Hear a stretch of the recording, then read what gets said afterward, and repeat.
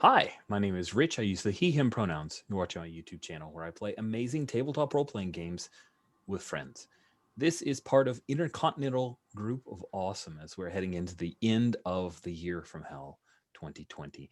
This has been a balm and a salve for my soul having all of you here to play with me on Sundays and means a lot. So I appreciate it. We are continuing the Hit the Mall, Defend the Shops game, which is part of the Malliverse we've been playing since the summer of this year. Hit the Mall is a hack of my game, Hit the Streets. You can get that on Drive Through RPG. There is a print on demand version. It's really nice. I think there are aspects of the fixes that Jesse Ross, who did the layout, did for the POD on Drive Through that are really, really, really cool. So in the Hit the Mall game, we renamed it because the Malliverse, it was in the 90s. Now we're in 2020, a pandemicless 2020. And the characters we decided to go with retired supers. So these are all folks who would be considered elderly. They would be getting discounts in America. When you're over a certain age, you get discounts on a lot of stuff. It's interesting. I don't even know what started that. It's just a thing. It's culturally expected. Do you have a senior's discount? Anyway, there are a couple of A plot, B plot. I'm not sure which one's A, which one's B. There are a couple of things that are going on for the group that we'll talk about in just a minute. But let me quickly go over our safety tools. We have a line against sexual assault, violence, and coercion.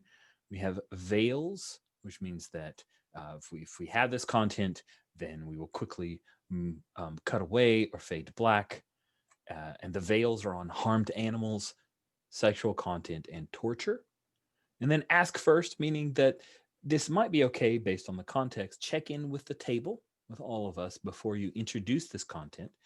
And the ask firsts would be harm to children, politics, and pandemics.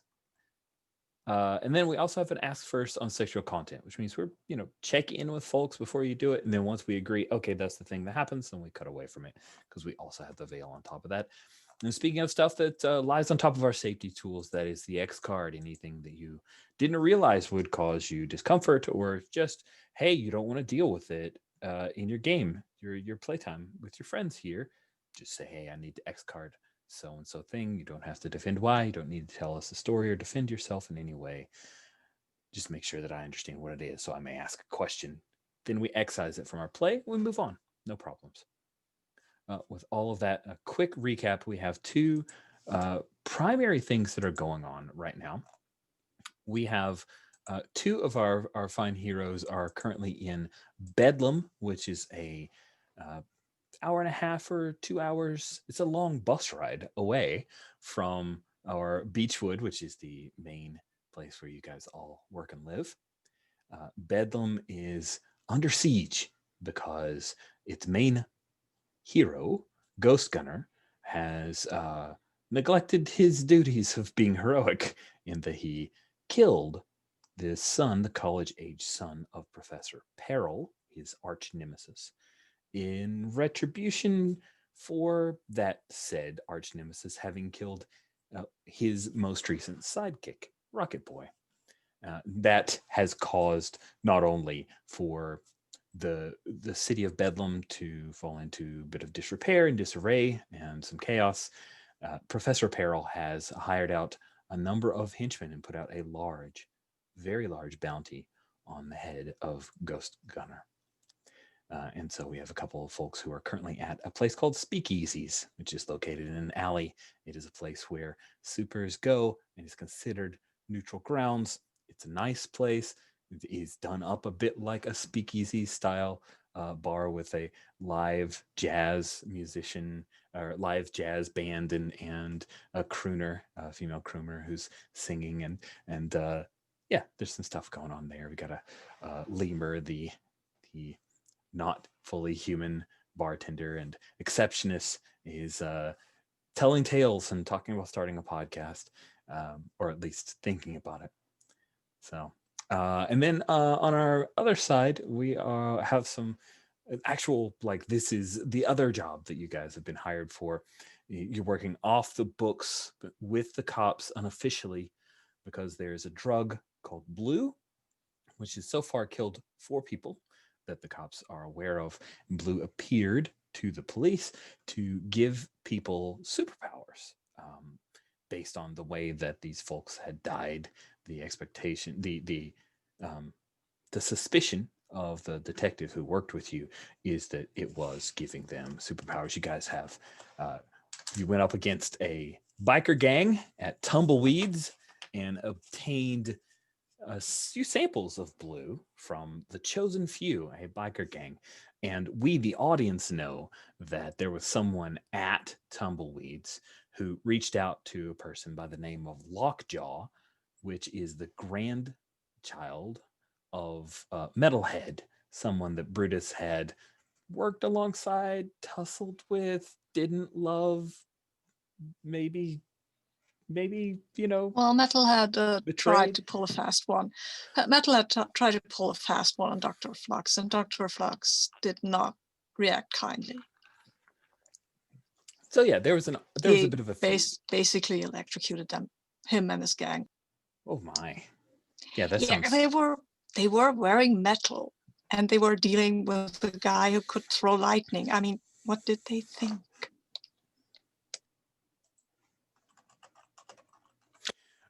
Yes, exactly. They were asking for it. Just look at what they were wearing. Sorry, that was a joke. That was a bad joke. I apologize. You guys obtained samples of blue. Brutus Emery, formerly Dr. Flux, did some research while Dog played with cat, the cat, like a very important cat, freeing Brutus Emery to do important research because said cat, Tinkerbell, was not able to distract Brutus Emery from that important work. Found out 2 things. First, that blue is an alien substance that has been cultured to enhance RNA and DNA and bring out latent powers, which so is different based on each person that takes it, but it does give them a burst of superpowers. And then the follow question was, what does it do to people who have already expressed those superpowers? It enhances them for a longer period of time. And then the second piece of information that Brutus figured out, not from the first sample, which was obtained from the member of the Chosen Few who tried to take it, but a few of the other members of the Chosen Few who had their own samples, theirs had active nanites inside. These nanites appear to be a kind of kill switch. So if you take blue and have those nanites in you, it will burn you out. It's possibly the reason that some of the people died. So some of them died because they didn't know how to handle their powers. It's pretty obvious from what you were told. But yeah, that's definitely an extra level of danger on top of that danger. The last scene that we had for Brutus and Dog was the guys had tracked the sequence of the blue and found that it was the source of it was this place that's just in the mall. It's just recently a hole that's been covered up and bricked over and new tile laid down. It says the most money that's been spent on the mall in several months, that restoration project, because that was just a giant hole that had been there for, gosh, years.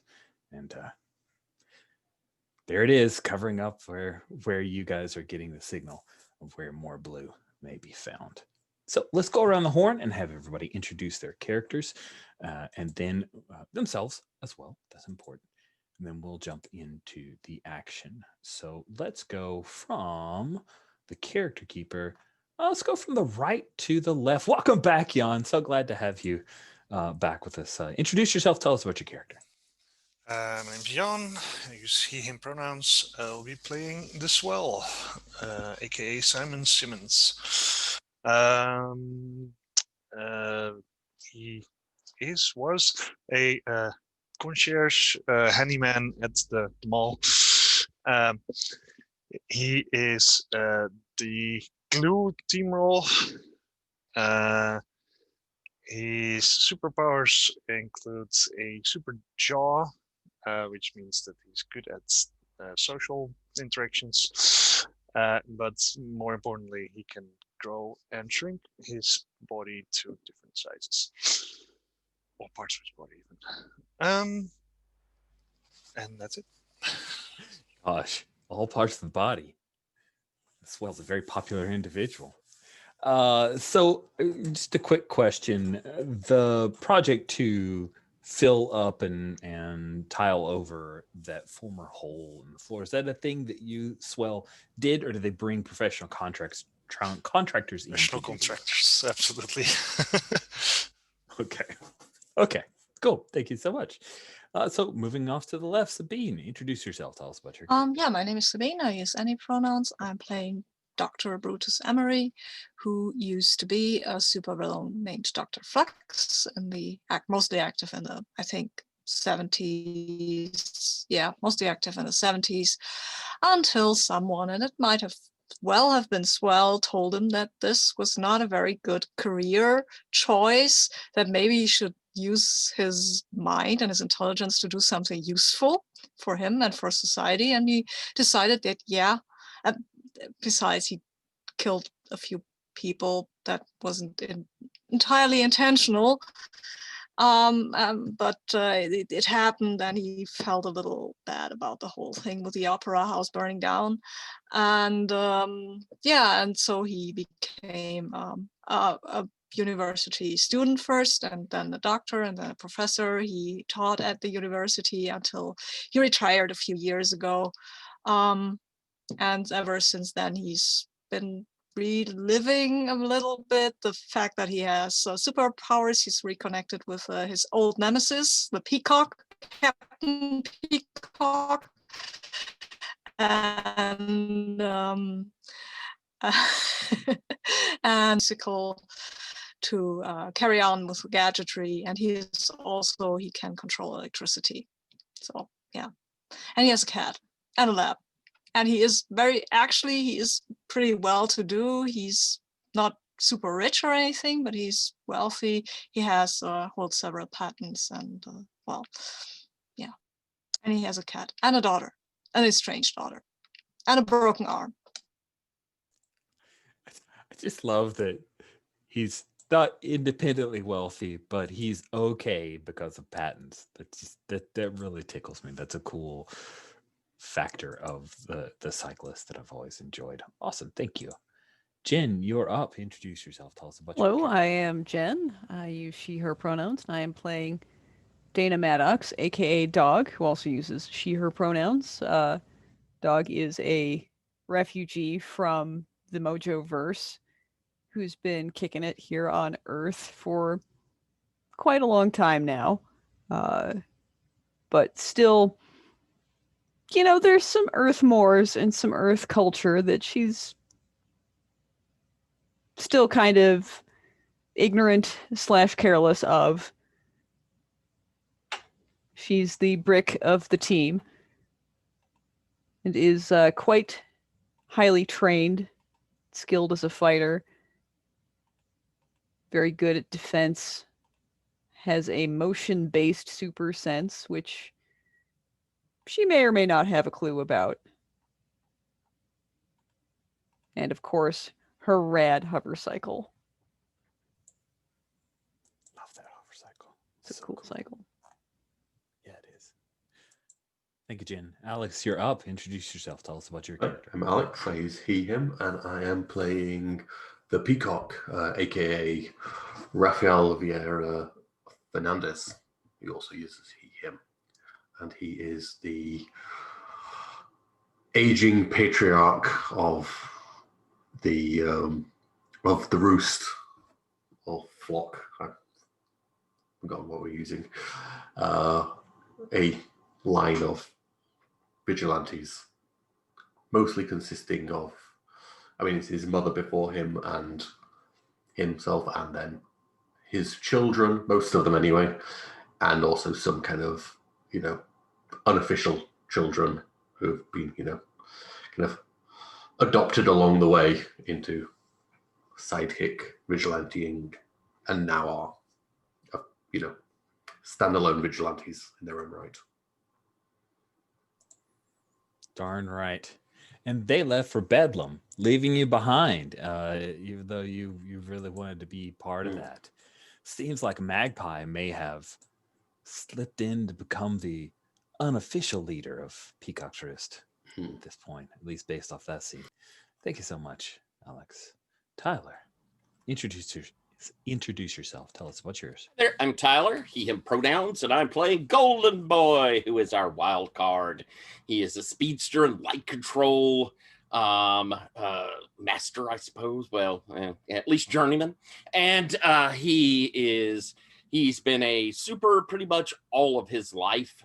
First off as a sidekick, later on as an independent of his own.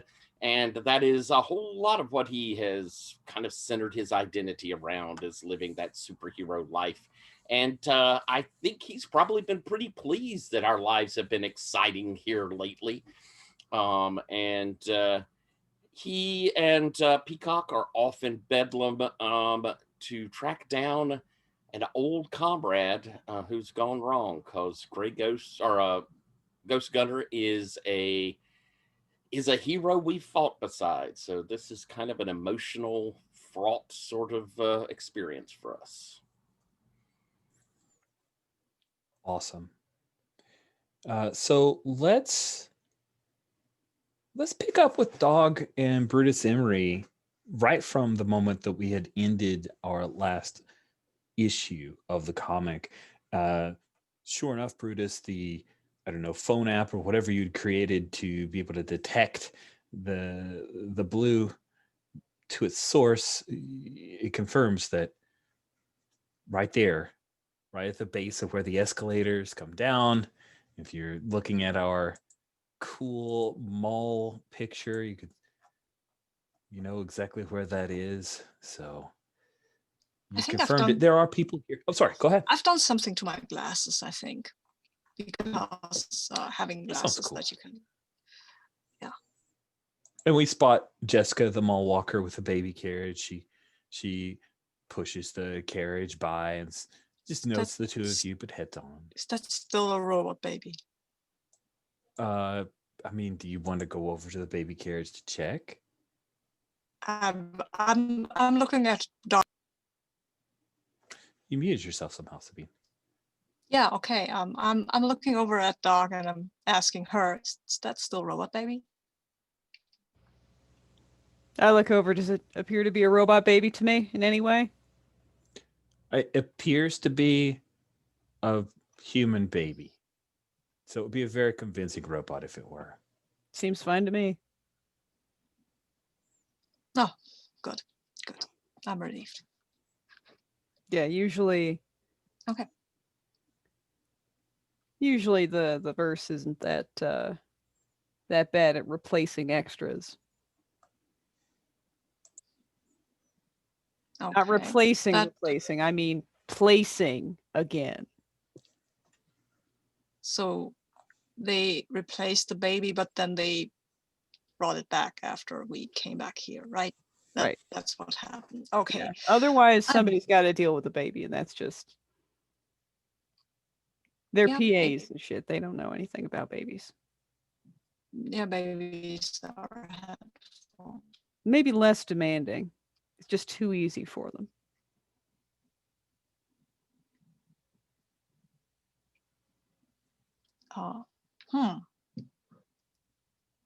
Well, let's figure out where the alien stuff is coming from then. Oh, I have a thing I have to do first. Take out my phone and I'll type in a message to Raphael and Goldie, just so they know where we're going. Cool. And I'm writing like tracking alien origin of blue in the mall, in the basement. If we don't come back, please come looking for us. Be careful. And I will. Can we say that I deactivated the nanites in all of the blue doses, because I don't want to have that lying around or carrying that around. Sure, that makes sense. So you just triggered them to burn out. Okay. Yeah, absolutely. Yeah. Cool.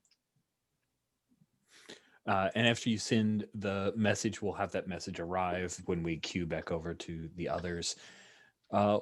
So let me quickly ask Jan, where do you want the swell to be? Are you here concierging? Because we didn't really work out an excuse for what the swell was up to so that you could say what the swell was up to.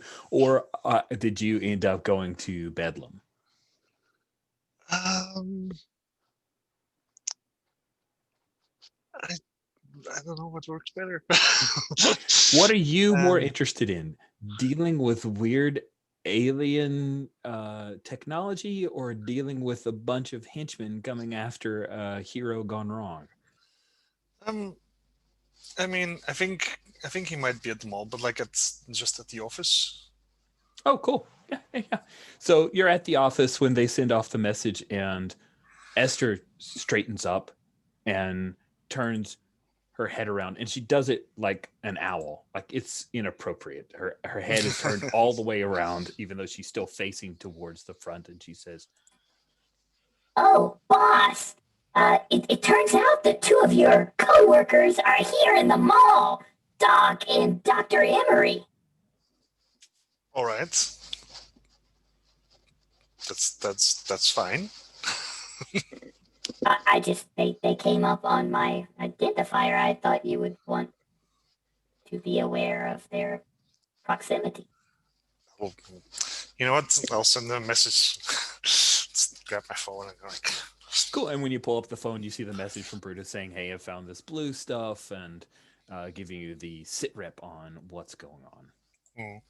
And yeah, Brutus, you get a text back from the swell who is in the office.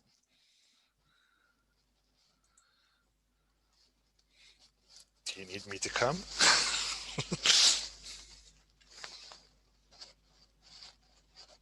Unheard? Do you need me to come? Yeah. Do we Okay. need the swell? Yeah. I mean, couldn't hurt, right? I mean, he's also got access to the loading docks and everything underneath this floor. And they just re-bricked this Right, whole place. right. So if I take a sledge to it, that's not very nice. Security might have a word. Yeah, we might get in trouble with the mall cop, and he is not very happy with us, I think. I mean, he's mostly after kids, but Meh. Nice. So meet up. Cool. So Hey. you guys meet up, and yeah, there's Where the have you been up swell. Maybe we pick up with you guys heading after swell opens up a set of doors that head down into the basement area underneath the IGoA Mall, and you head along. I assume, Brutus, you've got some kind of flashlight capability there, and sure enough, you see where they've recently poured concrete. They didn't just fix the hole up top; they've fixed it down here as well. Yeah. Yeah. So, what do you want to do? Anyone else think that it's very coincidental that the money to make these repairs happened at about the same time this blue stuff happened? That is very coincidental. Yeah, this hole's been there for forever. true. So I'm not a hacker. So we need somebody to figure out where the money is coming from. I thought that Thing. sentence was going somewhere like, but no, you okay? You are not. Yeah. Okay. not a Okay. hacker. Oh, did I a robot again? Yeah, you did. A bit. Oh, okay. Sorry. My connection is unstable. It tells me that occasionally, but I cannot influence when that happens. What I was saying is that we need to follow the money. We need a hacker or something, or some bank person. Wait, can't like I can't the robots do stuff like that? You mean Esther? We can ask Yeah. her. Mm. I'm not sure if she would understand that. I don't want to get her into the whole let's do illegal hacking stuff because she's very new. She's very new. Hold Well, up. I figured she's receiving emails in her head, so Hold up. maybe. Hold up. Hmm? Why do we have to go hacky hack on computers when Simon has the keys to all of the offices in here and you could find paper contract and payment information? Still keep them on paper. They all do. They all Good say point. that they do everything online only, and then they keep paper printouts of everything.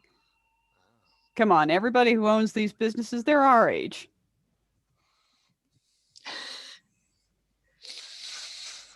Not You everyone. keep but everything yes. in paper. Okay. Well, yes, it's a good Some point. computers are also easier to access in person. Or so I am told.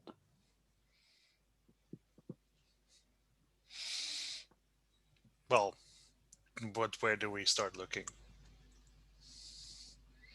I We mean, could follow the alien substance, and we could follow the money.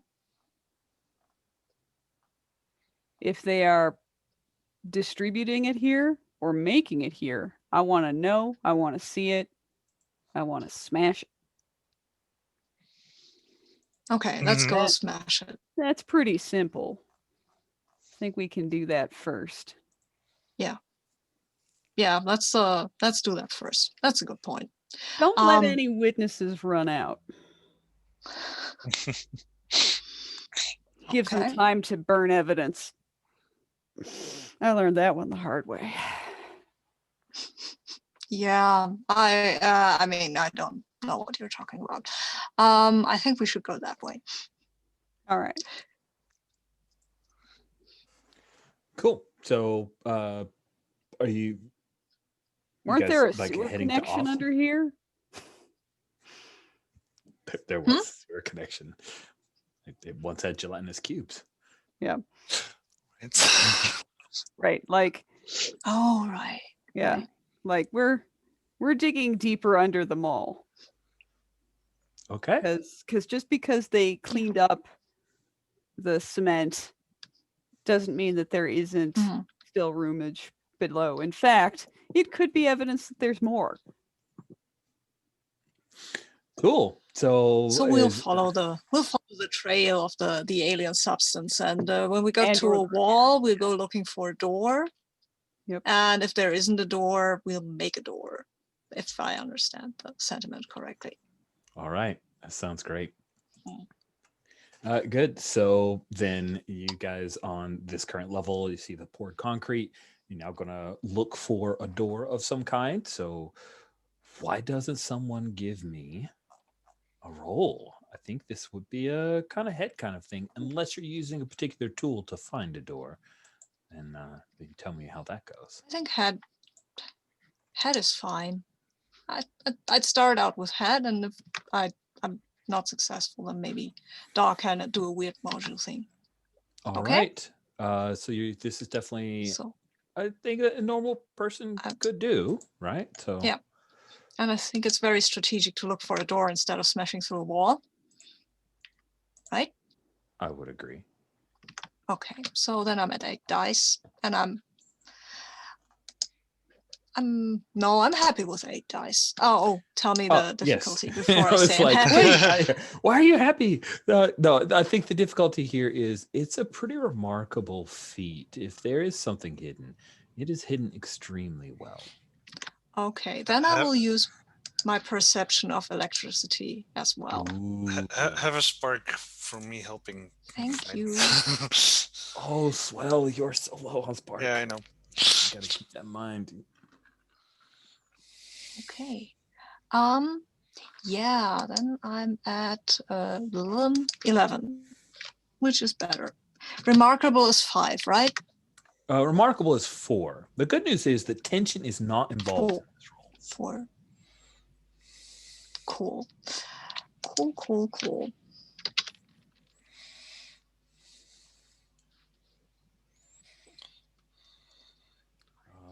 looks like 1, 2, Oh, 3, seven. 4, 5, 6, 7. No ones. Seven. Not that they counted against you, but wow, that is pretty spectacular. So yeah, it's the electricity that helps you out. The poured concrete is totally, you can tell that it's newer concrete, right? It definitely has a different shade to it, but it is completely sealed. You do, however, realize that there is a new support column that wasn't here before. And there's a question in chat that I just want to answer out loud. Is the janitor and mentor to your Power Rangers team still around? They are not. The janitor has retired. The teens have moved on, having defeated the Zarlothians, and they went off to college, and kids and all that good stuff, so that they can have a comeback at some point where they get grouchy and talk about why they hate each other and come back for one last fight against the General Gothra type deal, etc., etc. So there's an extra support column, and you realize that there's more electricity running to this support column than any of the other like walls or anything else here. And then you, with all of those successes, find a small panel. You slide it away, and you see that it is there's a key sequence.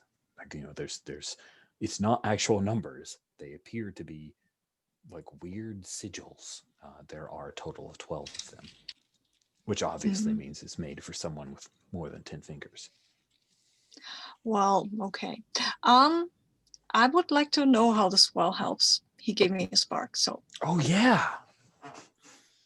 I mean, Swell is just doing old-fashioned looking around stuff. Like, well, what about over here? Like poking the cement a bit, and like there could be a door here. He's just like being old-fashioned in his research. Like, there's no, he's not even trying with gadgets. Just going like, okay, well, this way, but then maybe.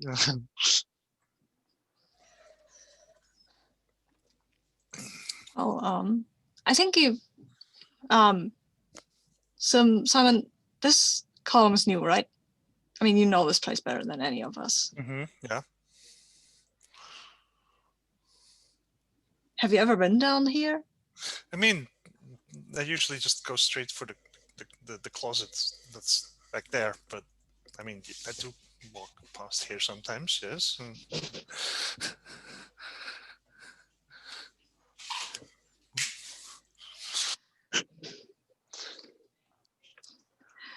Because I'm unstable again. Sorry. Unstable. I'm better now. Okay, I'm sorry. It's weird. It's okay. No, there's nothing you're doing wrong. Don't worry about it. Okay.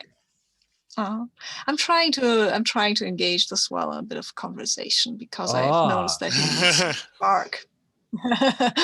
So clever. Yeah. Do they have lots of rats down here, or other no, but there's the one that's a bit big and fat. I call him Mikey. I sometimes toss him something. There's not a lot of them. I'm not supposed to feed them, I know, but it's cute and fat. Well, sure. I mean, nice. I guess. Mikey, huh? Yes. Well, like if you can, he's usually like over there in that corner. And forgive me, Simon, but do you have any pets? I mean, at home? Yes. Ollie, you've seen Ollie. Oh, Ollie, is that a dog? Yes. Oh, big old right. Rottweiler. Oh, yeah. Right, I remember. Oh, well, I may be the common denominator between these two pet animals. Well, it's better to have a fat Rottweiler than a lean one, really. The vet does not agree with you. keep Wow. saying that he needs to go on a diet. Yeah, that was selfish of me. I mean, I kind of sometimes agree, because then, like, if he walks past the couch and between the couch and the table, like, he can't turn around there anymore, so he starts backing up, and like, when he does that, I always make, you know, those beeping noises that a truck make when they back up. You got to put that dog on a diet, man. Well, yes, but he likes bacon, though. Man, everybody likes bacon. Yes, exactly. That's why I can relate with him so well.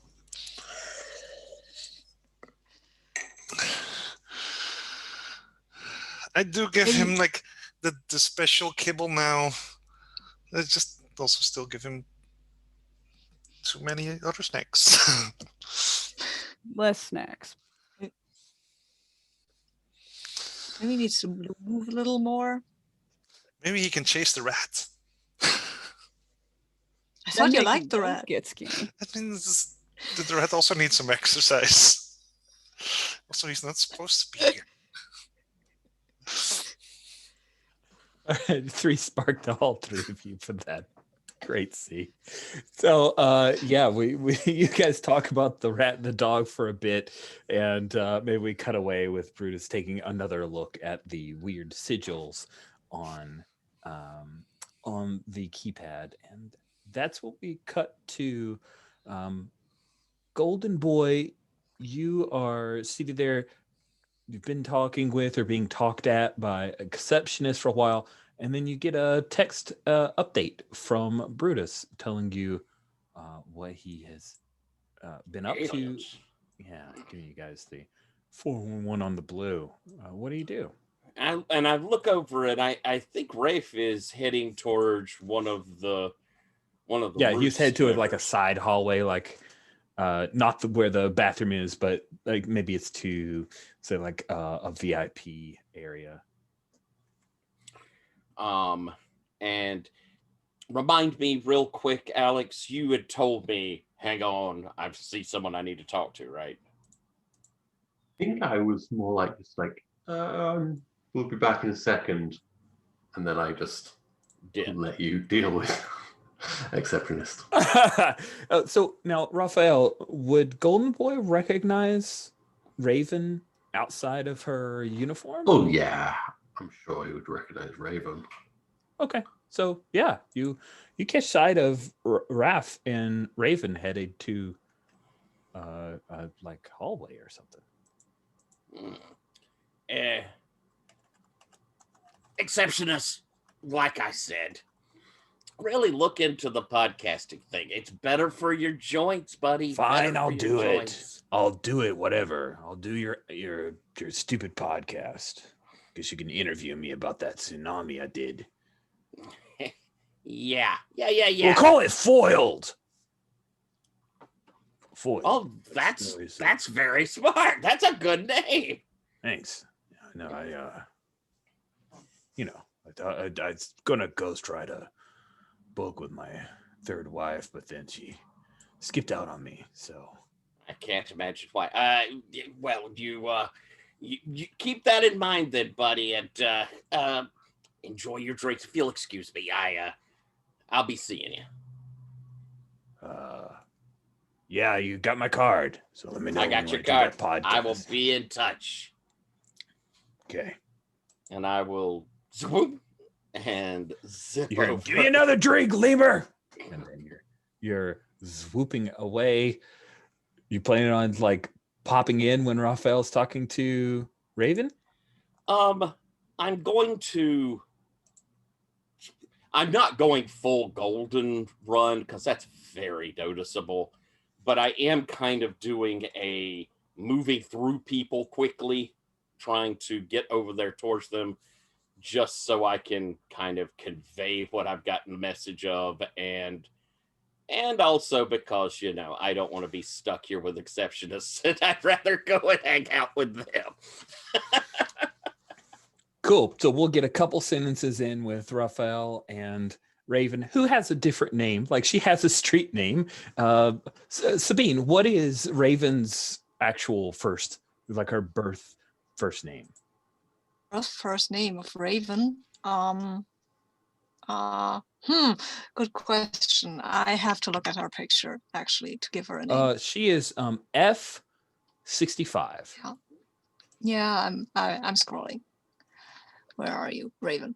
Oh, I think she's Caroline, maybe. Cool. Yeah.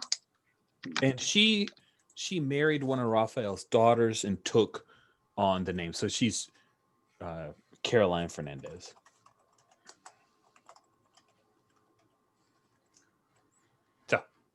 So there we go. You guys slip in. We'll say that there's like some stairs up to one of, I'm imagining in this in the setup for the speakeasy that there's like a second level, almost like it was like in opera houses, you know, the little side where Statler and Waldorf, like the boxes. Yeah. The little boxes like Statler and Waldorf and the Muppets. This is a set. This is a hallway, the short hallway that leads to a set of stairs that goes up to one of those. And Caroline, who's in this kind of little black dress, she was talking to some guy in a frumpy brown suit, looked a little wrinkled when you called her away, and she says, "Hey, didn't expect to see you in Bedlam. I thought Magpie asked you to stay behind." Oh, I'm here on another thing. Oh, so I assume that you're working over some leads. Yeah, that guy's ancient. Plus, also a guy. So yes, working leads. Well, do you need some help with whatever you're working on? Oh no. I've got Marty with me. Oh, cool. Yeah, we're doing on top of it. Like you guys going to a seniors dance or like a ball game or something?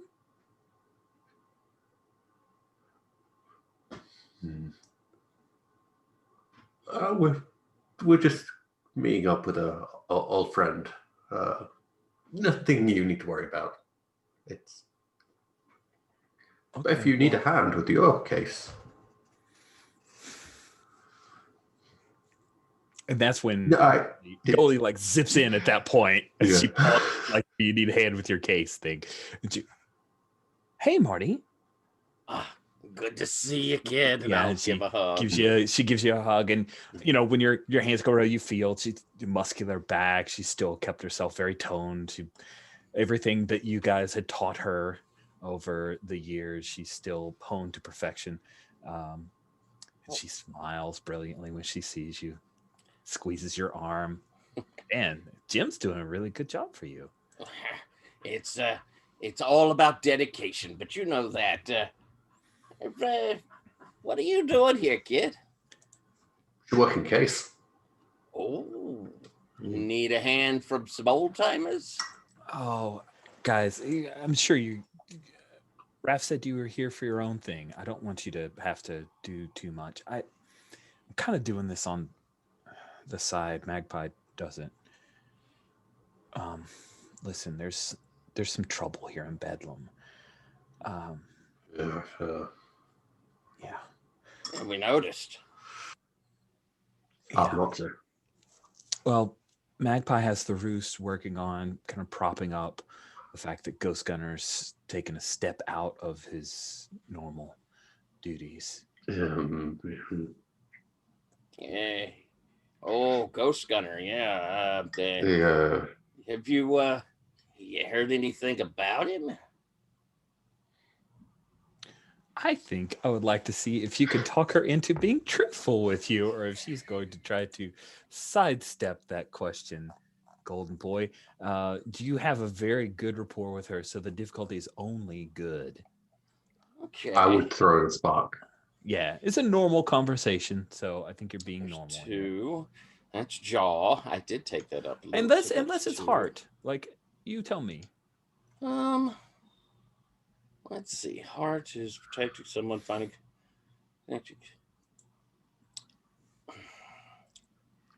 I think it's gonna be Jaw. I don't know if I'm exactly. I'm trying to talk her into this. So Good. That gives me a good picture of the approach. I appreciate that. Yeah. So 5, and certainly none of my other stuff, and 1 from Rafe gives me to 6. All right, so I think I'll dump one of my own in there. Cool. So you got 2 spark. Don't feel like you're being a wild one. None of your powers No. come in. You need 3 successes, and tension is not in effect at this point. So she won't punch me. That's good to know. She will never punch you. Be glad. Unless she's mind controlled by someone. Or she has nanites 1, in her 2, blood. 3, 4. 4 successes. Okay.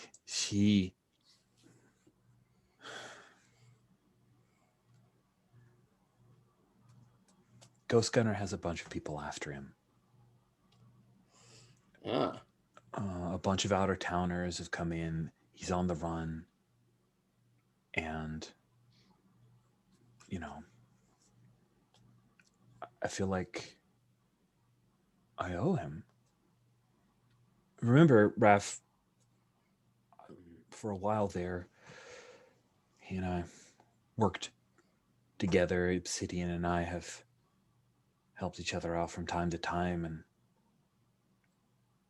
I can't believe that Magpie won't talk about it, but she has us working on other stuff, and I'm supposed to be keeping an eye on the docks, and I just kind of slipped out here because you're working a lead, right, Raph? Mm. I'm looking. I think I'm like glancing towards Marty, like, should we be bringing her on? Like, Well, hon, that the old man here and I, we've known Ghost Gunner a long time. I know. You introduced me to him, of course. We might even know a few of the old hideouts he had. yeah. I don't want to pull you away from whatever you are here doing, though. Rafe. Well, about that, the old friend. He called for your help? That's great. Not him, no. We got a visit from Obsidian. Oh, that makes sense. They were tight even after. I mean, there was that brief period when he was all like, fuck Ghost Gunner, but it's water under the bridge. Yeah, all the sidekicks go through that. No, I never went through that. I just married your hottest daughter. That's a sort of fuck you in a way. Hey. Have you seen her, Goldie? Anyway. This is my Yes, I accept the offer. Let's go find him. Let's go to his old haunts, the place you guys know, because I checked the one place that I thought was his, and it was nothing. It was a no-go at all. So no lead so far from your side. No, that's why I was talking to that stool pigeon. Nothing out of him? Well, anything more out of from your new friend? Oh, exception to say, the hit's on something we knew already. I talked him out of pursuing it, maybe even got him into a less felonious future there. That might be nice, but D-bag. Absolutely. No, I didn't get anything from the stool pigeon because his Bitcoin price was crazy. So I was just gonna flirt with him and see if he would lower the price. If that wasn't really working out, I was going to do plan B and just wait for him to leave and then stalk him. And as Raven and beat the crap. Dangle him by the legs. Yes, the old yes. I mean, it's I say a we lot less work. I say we hit up the old haunts and see if maybe we could turn up something there. Okay. I mean, unless you think you could put the squeeze on this guy a little more. I mean, he'd still be around here. And he is connected, so the moment If you got one of those doohickeys, the little, the radio signals that you hide on them. Oh, a bug? Yeah. Oh, yeah. I mean, sure. You magpie, you code in all the toys. Oh, well, yeah. And Goldfinch has tweaked them a little bit. They're pretty cool. The UI's much better. What? They're great. I'll Cool. bug him. Yeah. I'll tell you what, let me head back, chat with him for a little bit until I get a call, and then I'll pull a fade, but I'll plant a bug on him. You guys I'll see wait for you. outside? Okay. Cool. After she dips, Rafe, I mean, let's be honest. If a stoolie in this bar has any information, then all these folks wouldn't still be sitting here in the bar. Yeah, I mean, do you see the guy? He's not going to be going after that bounty. We He start might have the information for somebody else. So we start hitting ghosts' hideouts. He's going to Yeah. know about it, and he'll either come find us, or maybe we'll luck into one of the right ones, or maybe get a clue of where he's hiding out now. or maybe she's got a ride with her. I don't want to walk around all this place. Oh, yeah, that would be nice. Surely she's got her a car. So you guys step out of the hallway, and when you do, you see that at the bar, currently talking to Exceptionist is none other than Outlaw Iron, the robot cowboy, as Exceptionist called him. He has his mechanical arms fully on display. He never bothers to cover them. He's wearing his sleeveless trench coat and his cool cowboy hat. He has his 6-shooters on him. He has the holsters are on, but he had to give up the 6-shooters when he came into the bar. And he's talking to Exceptionist and Lemur. When you guys come out, what do you do? Think it's worth trying to hit up old Outlaw there, or I was told he might be the one that has the best line on Gunner so far. Don't know how far Charm's going to get us with that. Did you ever fight him? I'm not breaking the peace in here. No, I just meant you got history with him. Oh.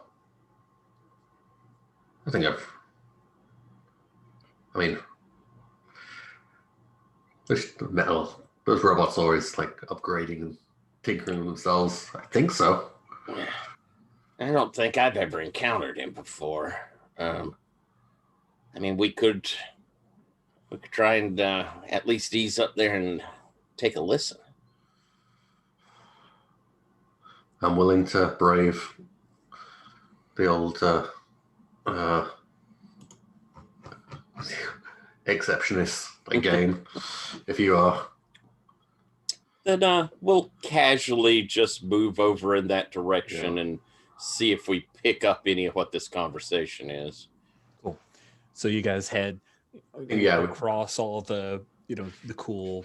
Remember there was the weird clamshell seats, and then you head up the stairs and come up towards the bar, and we'll cut away as you guys approach the bar, because you see that Outlaw has Outlaw Iron has clocked both of you. Like, it's just a glance. Of course, it's hard to read body language from this. Does he have lots robotic of like thing. little lights that then you just go faster, like computational? Yeah. But he clocks you guys for a second, and yeah, we got a request for a bio break. This is the perfect time. So we've reached the staple, the middle of our issue. We'll go ahead and take a break right here. So we come back from our break here, and we'll pick up with the wide open panel, Brutus, and yeah, you've got a bunch of weird symbols, and they have this weird kind of phosphorescent glow behind them, and you realize that this is an elevator shaft. This column is an elevator shaft. Yeah, I thought so. So, what do you two of you think? We can do it the science way. Sorry, we can do it the science way, but that would take time. Or I could take a picture of these symbols, and then I could turn over there and look at this column, and maybe Doc can just smash this, or I can smash this. I mean, we shouldn't do it both at the same time because I don't want to give you frizzy hair. I like my hair. You better not mess with it. I wouldn't dare. I would not dare. So you want to punch this, or should I? Can always see if the old Mojo Slab can give us a translation of these keys, but Oh, that would be interesting. And I'm turning to Swell, and I'm stage whispering so Doc can hear. Did she just advocate going the science way? Are we sure she's okay? breaking into elevators through force is complicated. If you succeed, what you got is a hole with a box in it.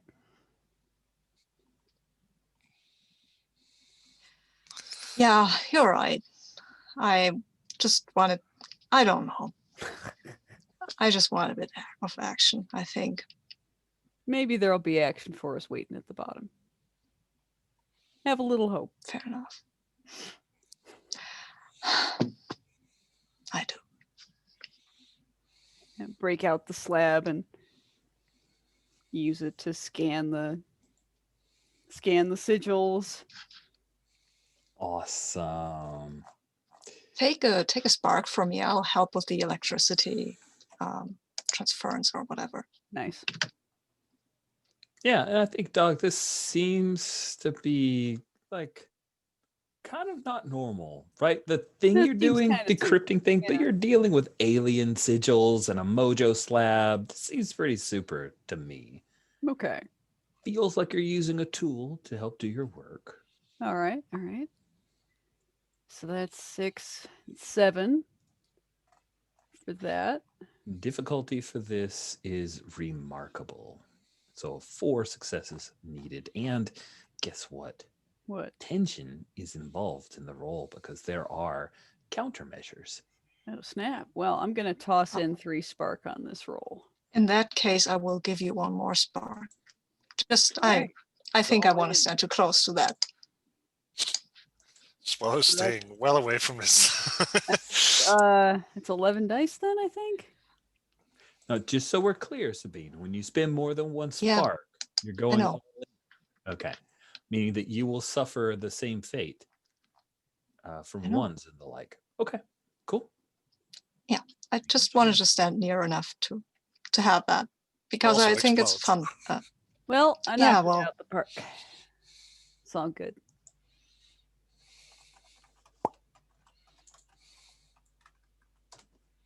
Dice good. Good dice. Oh man, no ones. I mean, good job. One. Holy cats. Okay. Wow. 1, 2, 3, 4, 5, 6, 7. Jeez and crackers. All right. So you pull up the mojo slab and you access, and sure enough, it pops up with the translation program for the and I'll drop this into chat. Verez Vereres. Sorry, Vereres. Vereres. Sorry, I degenerated it, and now I did not say it aloud a bunch of times so that I would not sound like an idiot. Anyway, Vereres is the language that is identified by the Mojo slab, and yeah, it not only decodes it, but you can see that the correct sequence to enter to get into the elevator shaft. So the thing the door slides open. It's curved, right? It's it's this curved shaft that it's going to be a bit of a tight squeeze for all three of you to get in. Phew. I'll make myself smaller. Cool. Won't even make you do a roll on that. That just sounds great. Do you like become friends thin, or only do you go elevator. shrink, or what is this? I just become dwarf sized.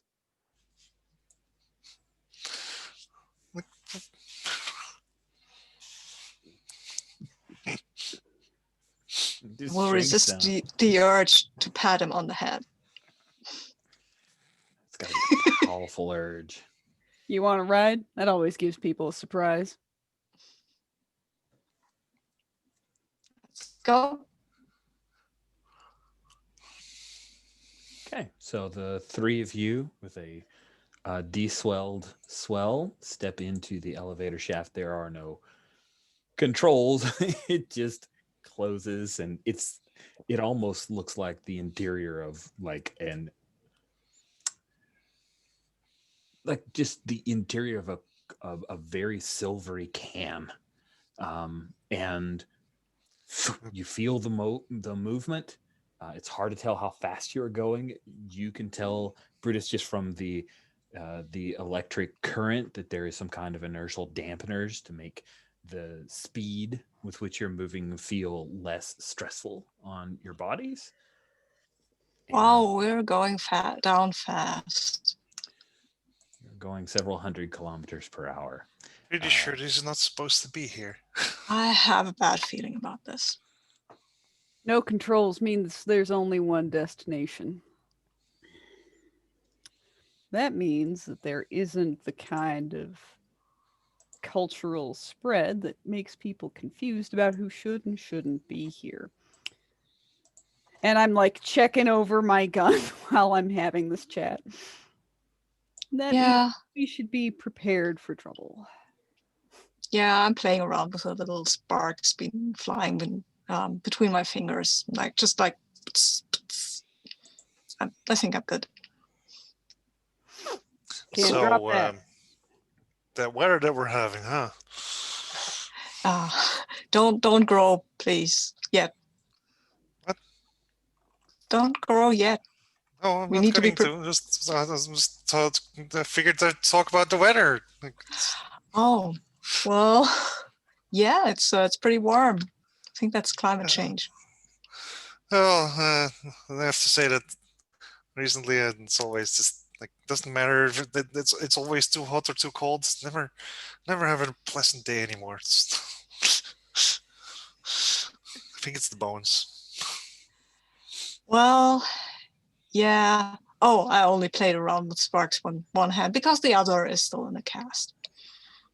Yeah, well, used to be I could fall downstairs without anything happening, but nowadays I break my arm. Yeah, that's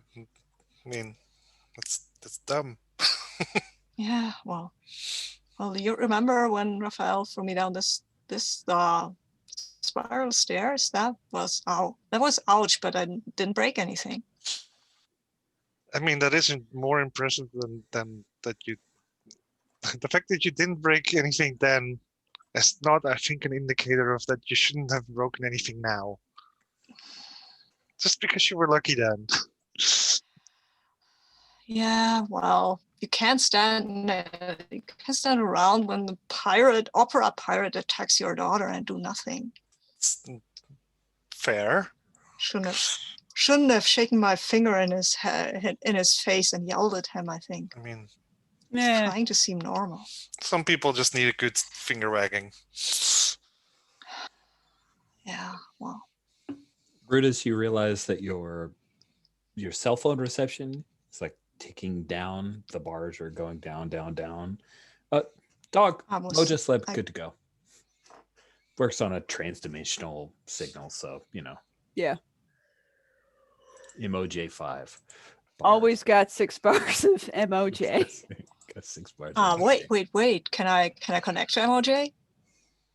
I mean, my phone should know how to do that. Dr. Emery, if you want to connect to MOJ, you can, but be careful when you stare into the abyss because it will stare back. It's a two-way. It's a two-way connection. Yeah. I won't. But good to know that the option's there. Of course. You feel the inertia diminish, and you hear boom, boom, boom, boom, and then the elevator shaft comes to a gentle stop, and then the door snaps open, and you see that there's this very odd antechamber here. The architecture looks very alien. It's very yes. Thank you very much for reminding me. It was in my head, and then I got all excited. You guys definitely gained some spark there. I think couple spark for the elevator shaft conversation. That was a nice little warm up and even a bit of flashback in there. I quite enjoyed it. So it looks like an HR Giger. I've been told that it's not Geiger. I don't know if that's true, but the person seemed very authoritative, and I didn't Google it. So an HR Giger kind of mindscape and the things too.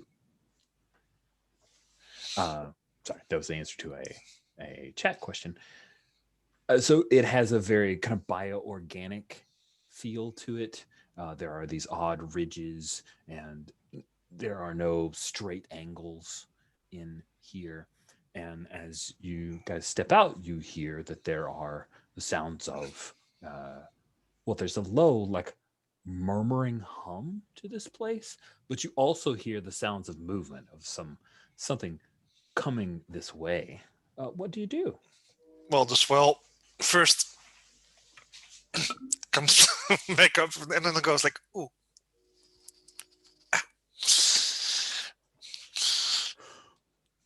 Wait, do you hear that? Yep. Cool.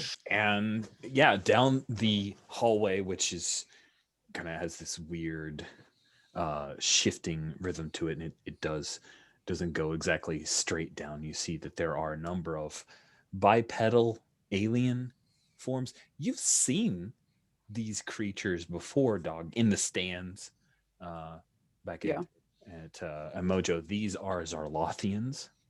I knew it. Zarlothians, and they can't make a straight hallway to save their stupid lives. Which means that I take to one knee in a zig and wait for one of them to round a half corner. Oh yeah, one comes running right through. They've got this weird kind of staff weapon that they're holding at rest, and they're headed towards the elevator because that unauthorized access. Exactly, unauthorized access, and they've run right past you. Well, zap. Somebody's about to get shot right in their staff limb. Hard to say. Awesome. So you have a weapon? A gun of some kind? Mm-hmm. Interesting. All right, rock on.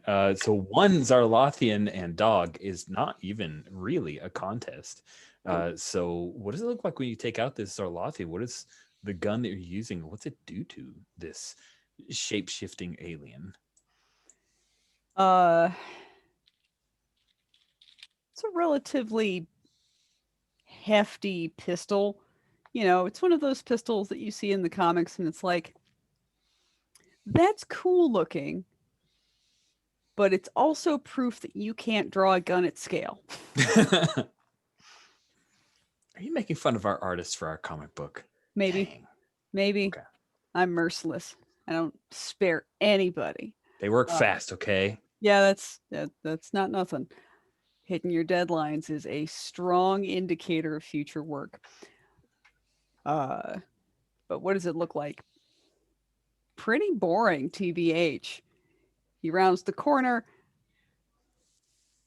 I blast them from behind. They fall over. I step over their twitchy Zarlothian body and take the staff, turn it over in my hands, see if they've changed much since the last time I've held one of these things.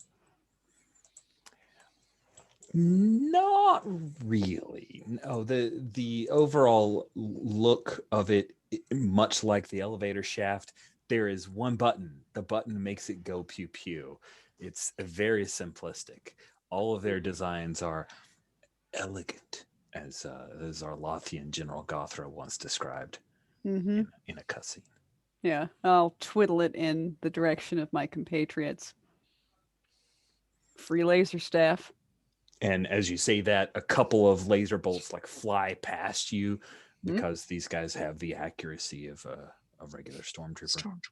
You can And keep then this free laser stuff, please. I'll twirl it so that it's actually tucked between my arm and my torso for stability, and then, double-handed and return fire. It appears she's authorized to use the staff. And these Arlothian minions start trying to dodge their way after you shoot one of them and hit him full in the chest, and he falls to the ground and starts oozing into a puddle. Swell, what are you doing after Dog just took out a couple of Zarlothians? Like at the shooting, I think he like shrinks to make a smaller target. Like and you already got them? Is there more? And what is Dr. Brutus Emery with broken arm? Are there still some Sarlothians around that could pose a threat? There are 5 of them down the hallway. Okay, come on. They're hiding in various zigs and zags and starting to lean out and take shots with their... It's like a long metal... kind of imagine the spear from Mandalorian, like this just long, perfectly smooth metal staff, except there's no spear at the end, so it's just a... Is this the Stargate staffs? Yeah, sure. Stargate staffs. Very good shorthand. Yes. Except made out of like a silvery. I think if I remember, Stargate had the cool, intricate, like all the stuff going on, right? Yeah.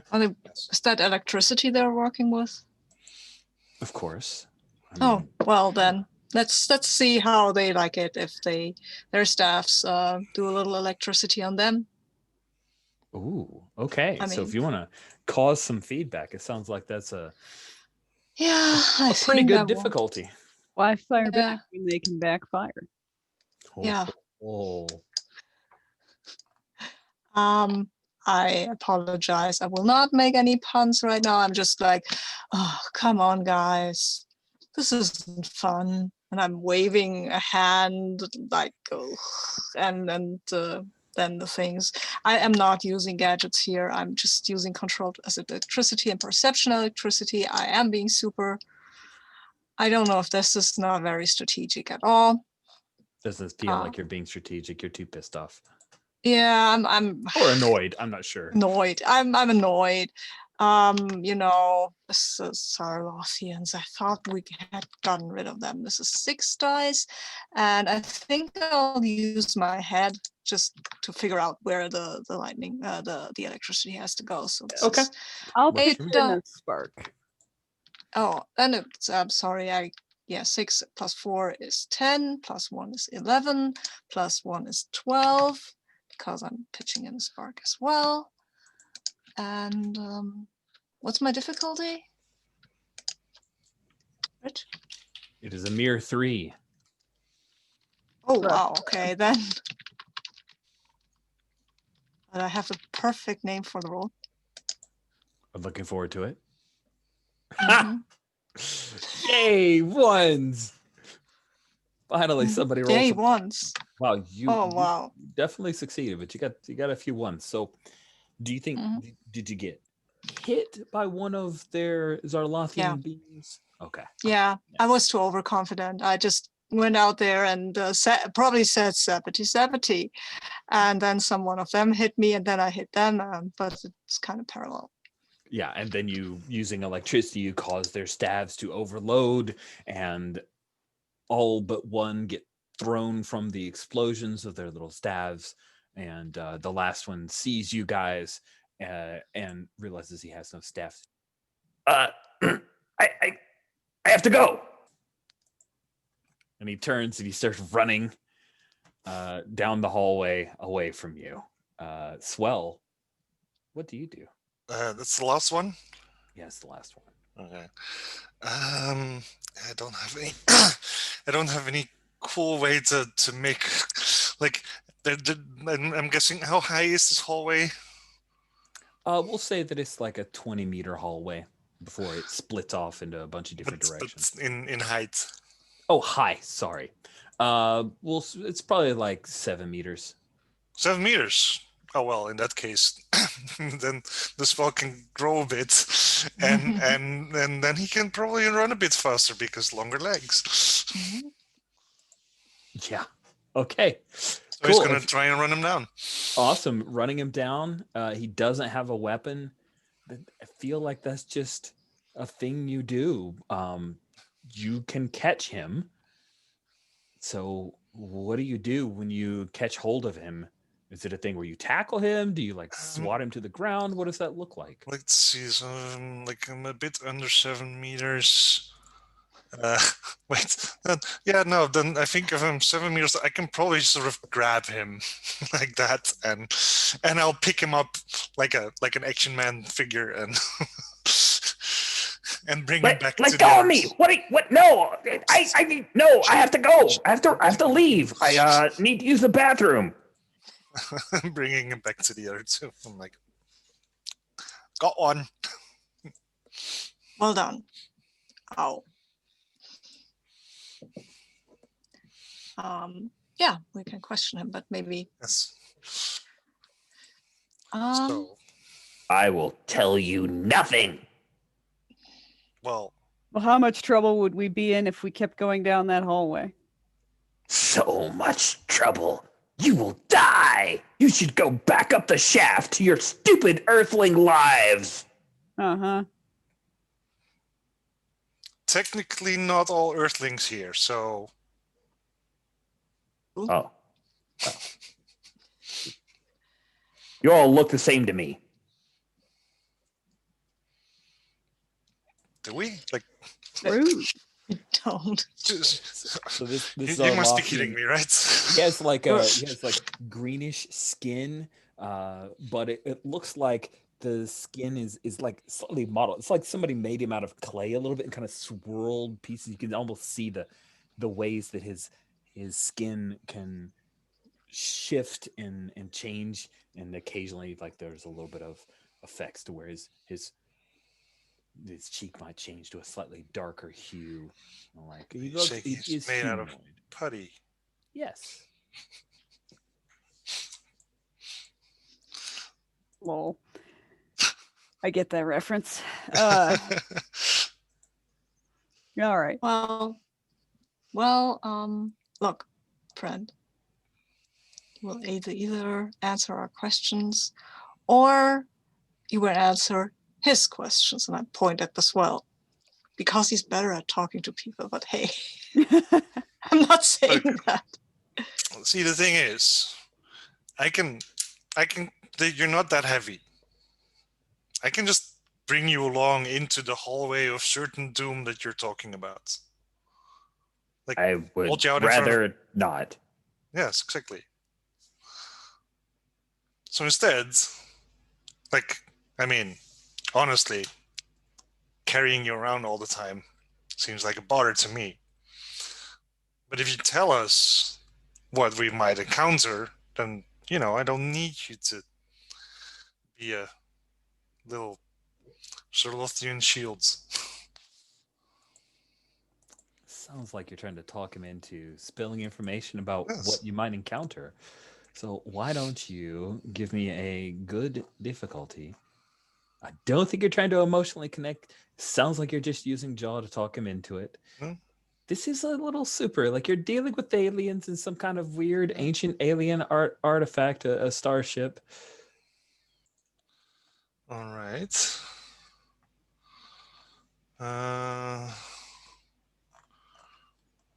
I have 8 dice. I'll throw in 1 spark for myself. And that should be enough. Come on. I can give you another spark because I've started off the conversation. It's fine. I've got it already. Okay. Okay. And again, no ones. And Oh man, that's a great roll. Look at that. Jesus. Okay, I'll talk, but you can't tell them I told you. So whatever you do, do not say that Merlithus is the one who gave you this information. You should tell them that one of the dead ones over there is the one who spilled the beans. mm-hmm. We will definitely do that. Melithus? Deal. Melithus, yes, that's the one that didn't give you the information. Yes. The only one who didn't talk. Got it. We can't tell. We can't tell you apart anyway. I can, but Fair. I'm not really trying. And he looks at you a little closer when you say you can tell them apart. But then he gives up on that. Meh. Darkagore and Lockjaw are down that hallway.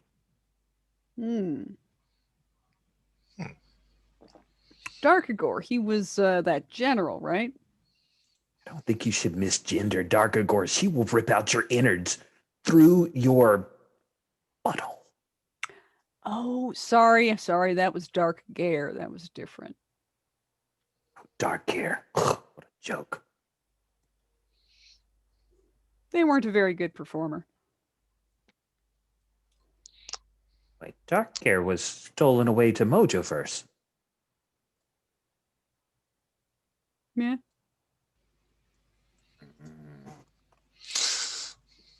They didn't last. Anyway. Long. Bad charter. Anyway. Lockjaw sounds familiar, though. Anyway, what's the plan here? What's in the whole thing for you? So Darkagore doesn't share many plans with her minions, but I have overheard her working with Lockjaw to create a superhuman army to take over the Earth. Yeah, Lockjaw. I haven't heard that name before. Have I heard that name before? I know who that is. Probably not. I've been out of the. Does any of you does that ring a bell? Lockjaw. Yeah, I think so. That's like what's his the kid of what's his name again? Metalhead. Metalheads, yes.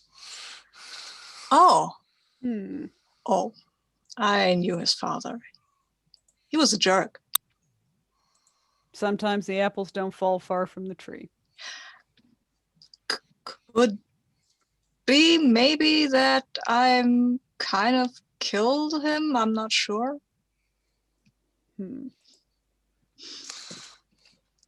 I didn't stick around to see if he was dead, but he tried to cheat Dr. Flux.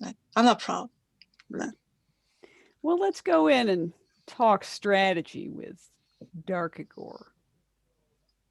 Well, since I've given you all the information I have, I will just be let go and hide, correct?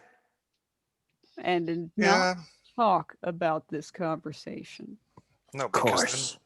Because we know your name and we will tell them if we notice anything that you've done. Young man. That sounds like a fair deal. Good. And then Swell will shrink down and eventually put him back on his feet.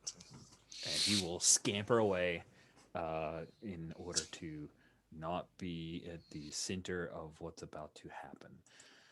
Let's cut away from the group and cut over to the speakeasy as Raphael and Golden Boy, the two of you, had headed back to the bar while Outlaw Iron was talking with Exceptionist.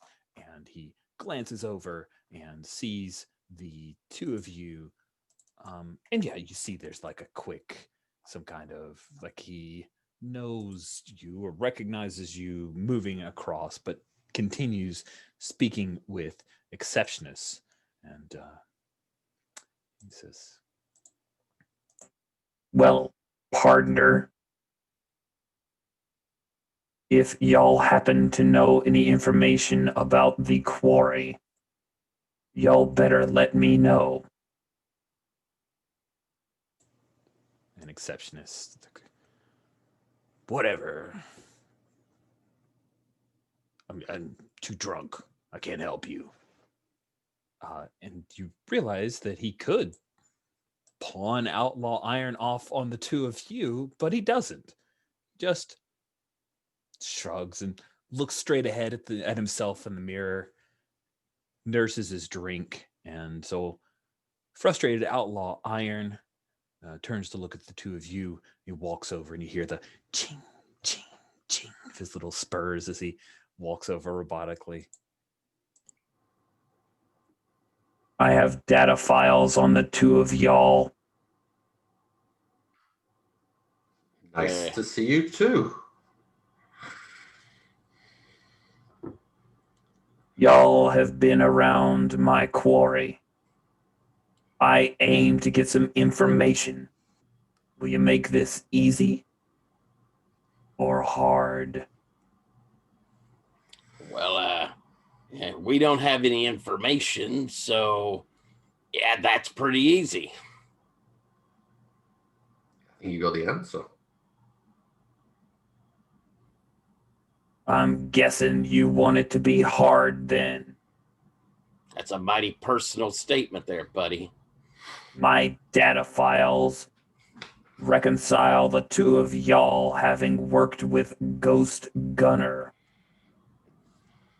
Ghost Gunner is located in Bedlam. Well, If y'all you wish to seem tell be- me where to find him, Well, you seem it to be will go up easy. to the same speed that we are. We don't know where he is.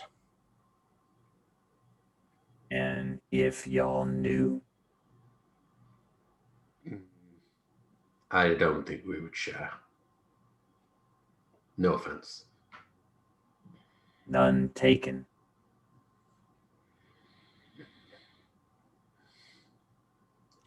I'll be waiting for y'all outside of the speakeasy. We'll continue this conversation. Side then. He turns. Ching, ching. I'm ching, getting another ching, drink as he before we starts go outside. walking, We have to fight collects his robots. 6 shooters, and heads outside. Yeah, go ahead and get one. I go just quickly,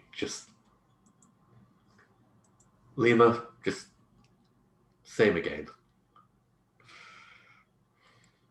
Of course, of course. Exceptionist chuckles.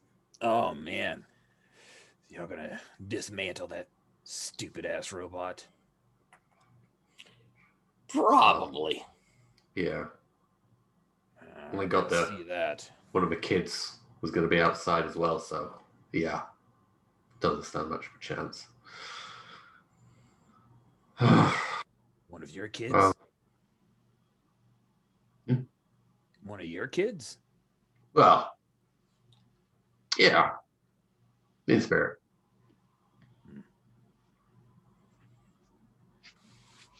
Yeah, Rafe, it'll be fun. A little warm up. Don't get shot. Exceptionist drinks his, and he like flips the shot glass over, pushes himself up. I'm giving him just the side eye of like, this seems like something is happening. He said he wanted to watch.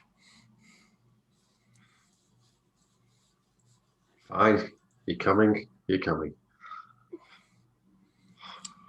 Lingmer says, "Good luck, y'all. Be careful. Those guns of his are pretty deadly, I've heard." A gun's a gun.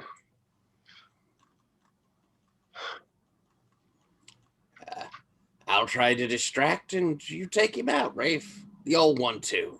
Yeah. Well, please. I go collect all my old school gadgets and my rope and such. Awesome. So as you guys are gathering up your stuff, it's handed over, it's not been touched, nothing done with it whatsoever, you hear the sound of gunfire outside. Oh, shoot. I'm missing it. Yeah. So yeah. So she's like, "Oh shit." And he'll come out after Raphael. He kind of puts his hand against the door jamb to straighten himself up for a little bit. And then he walks out because he's like, just watching. Just watching. And so Golden Boy, you zip out and you see you're in the alleyway where you guys had entered.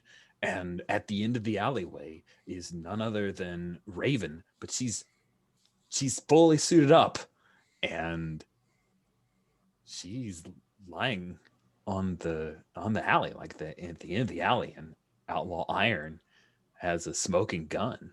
They're about 5 meters away from each other. Oh, no. And he twirls his gun and reholsters it. You've made a big mistake, buddy. And I am getting up to top speed to try and go and attack. Okay. Cool. He will draw his guns and fire at you. All right. Sweet. So then, Peacock, you come out to see Golden Boy heading after Outlaw Iron, and you see that Raven, your daughter-in-law, is lying at the end of the alleyway. She is bleeding. She has been shot. Raven, What do you do? I call out name. I have very, like, even in this situation, I know never to shout out the real name. I've had this situation before. It's deeply ingrained in me. Super name when on the job. Absolutely. I totally buy that. And yeah, I go into a run, obviously a lot slower than Marty, but I think I like leaping onto one of the big trash can, big garbage bins outside, and to get a bit more air, and I'm like, the rope is unraveling, probably in kind of almost slow motion behind the zooming Marty. Oh, nice. I love that kind of the idea of like the blur of Marty and you, a couple panels as you're doing the movement. Yeah. All right, Golden Boy. This is an incredible feat, defeating Outlaw Iron. Sorry, I don't know why I flipped it. Outlaw Iron tension is certainly involved. It makes sense. My intent is to run straight for him. I'm going to attempt to do my ghost desal as I'm approaching so that the bullets will kind of pass through. Mm-hmm. And at good speed. And when I get there, I plan to, at speed, duck down, grab him by the ankle, and pull so that he does a big old face plant into the pavement there below as I come up from behind and try and take the leg off. That is my hope and intent. So you're not looking to disarm him. You just want to rip off one of his legs. That is my thought, yes. Fascinating. Let's see how this goes. All right. So I think this sounds like the wild one. Yeah, that's pretty wild. No It's- plan, just going for it. Sounds good. I'm angry. This is bad. My 3 for super. If hands and feet are the same at this point, I will be taking feet up soon. So I'm gonna go with hands. This is really more of attack. Absolutely. It totally makes sense to me. Okay, so it takes me up 7. Can I do my super movement and my ghost form? Yeah, I think you're pulling both of those in right now. I am. So makes sense to me. All right, that's 10. And this is an incredible, you say, eh? So I need 5. Ugh. I may spark myself out if I do too many, but I'm gonna spend 1. That takes me up to 11. Here we go. May the odds be ever in my favor. 1, 2, 3, 4, 5, 6, and 1, 1. That is pretty great. So yeah, he fires, and we see the bullets that he's like the hot lead just shoots past you, Golden Boys, and he's tracking, like he gets closer and closer and closer. And one of the one that you got, I think, is one of those where he just barely grazes across, but it bounces off your golden skin. You're moving so fast that most of it phases through you, and you barely even feel it. And then you wrench off his leg, and he will fall to the ground. But of course, he's going to quickly start getting up. We cut to Raphael as you reach your daughter-in-law. She is holding her side, and she says, "I'm wearing the Kevlar. It must be AP. I'm sorry." Just let me get this. Starting to unstrap the while I'm doing like glancing behind, like to see how occupied an outlaw is. You hear the wrench of metal, and you see Marty rip the leg off of Outlaw Iron, but he hasn't stopped moving. Like he's obviously in trouble, he being Outlaw Iron, but he hasn't given up yet. I like very quickly, like, Raven, any vital organs? I don't think so. Go. I nod fine. and then turn away, and I'm already, the rope's coming out, so I'm aiming to just throw the dart through his head. Like, nice. Cool. So let's have you do that. The good news is, by doing so much damage, Golden Boy has lowered the difficulty. So this will be, because it's a throw, right? And we've seen you practicing this.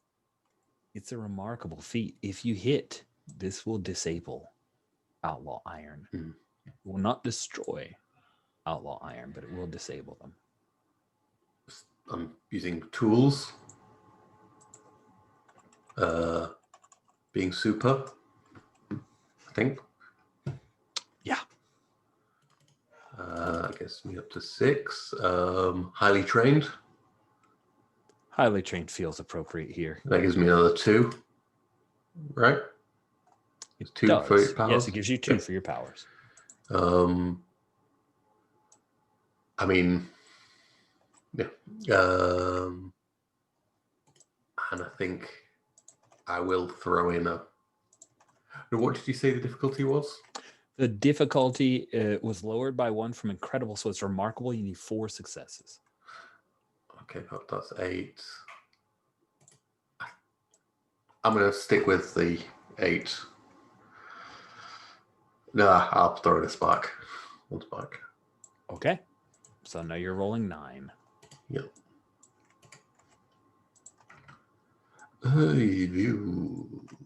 I absorb one of those ones with my deflections defense. Mm-hmm. The other one doesn't. But I've got enough successes. Okay, cool. So I think it's one of those things where he draws his gun, seeing you throw, and he fires a couple times, and one of the bullets like slides past the knife. We have that like thing of the bullet going and the blade turning end over end. He hits you, but you're wearing Kevlar too as part of, I don't know, your outfit, right? Or are you not wearing any Kevlar? I don't think I'm really suited up, so I think it's more of an actual, I'm moving, I'm turning sideways as the bullet is coming in. So like we see the joints from your new metal legs helping you to move. Yeah, it's definitely hip based for getting the that speed up to the dodge. Yeah. And then the knife hits right at home, right in Outlaw Iron's forehead, and its eyes. The lights go off for its eyes. I think I just like I spare one moment looking at the robot, spits at the ground in the direction, and then just turn back to Raven. How is she, Raven? You all right? Nothing vital, I don't think. Just holds up a bloody hand and tries to give you a thumbs up, and then she curls over from the pain. Just give us a second. Do we need an evac? Raven, where's your where's your my cycle's around the corner, and you hear her earpiece. You hear Goldfinch. He's like, "Hey Ray, are you okay? Your vitals just twitched."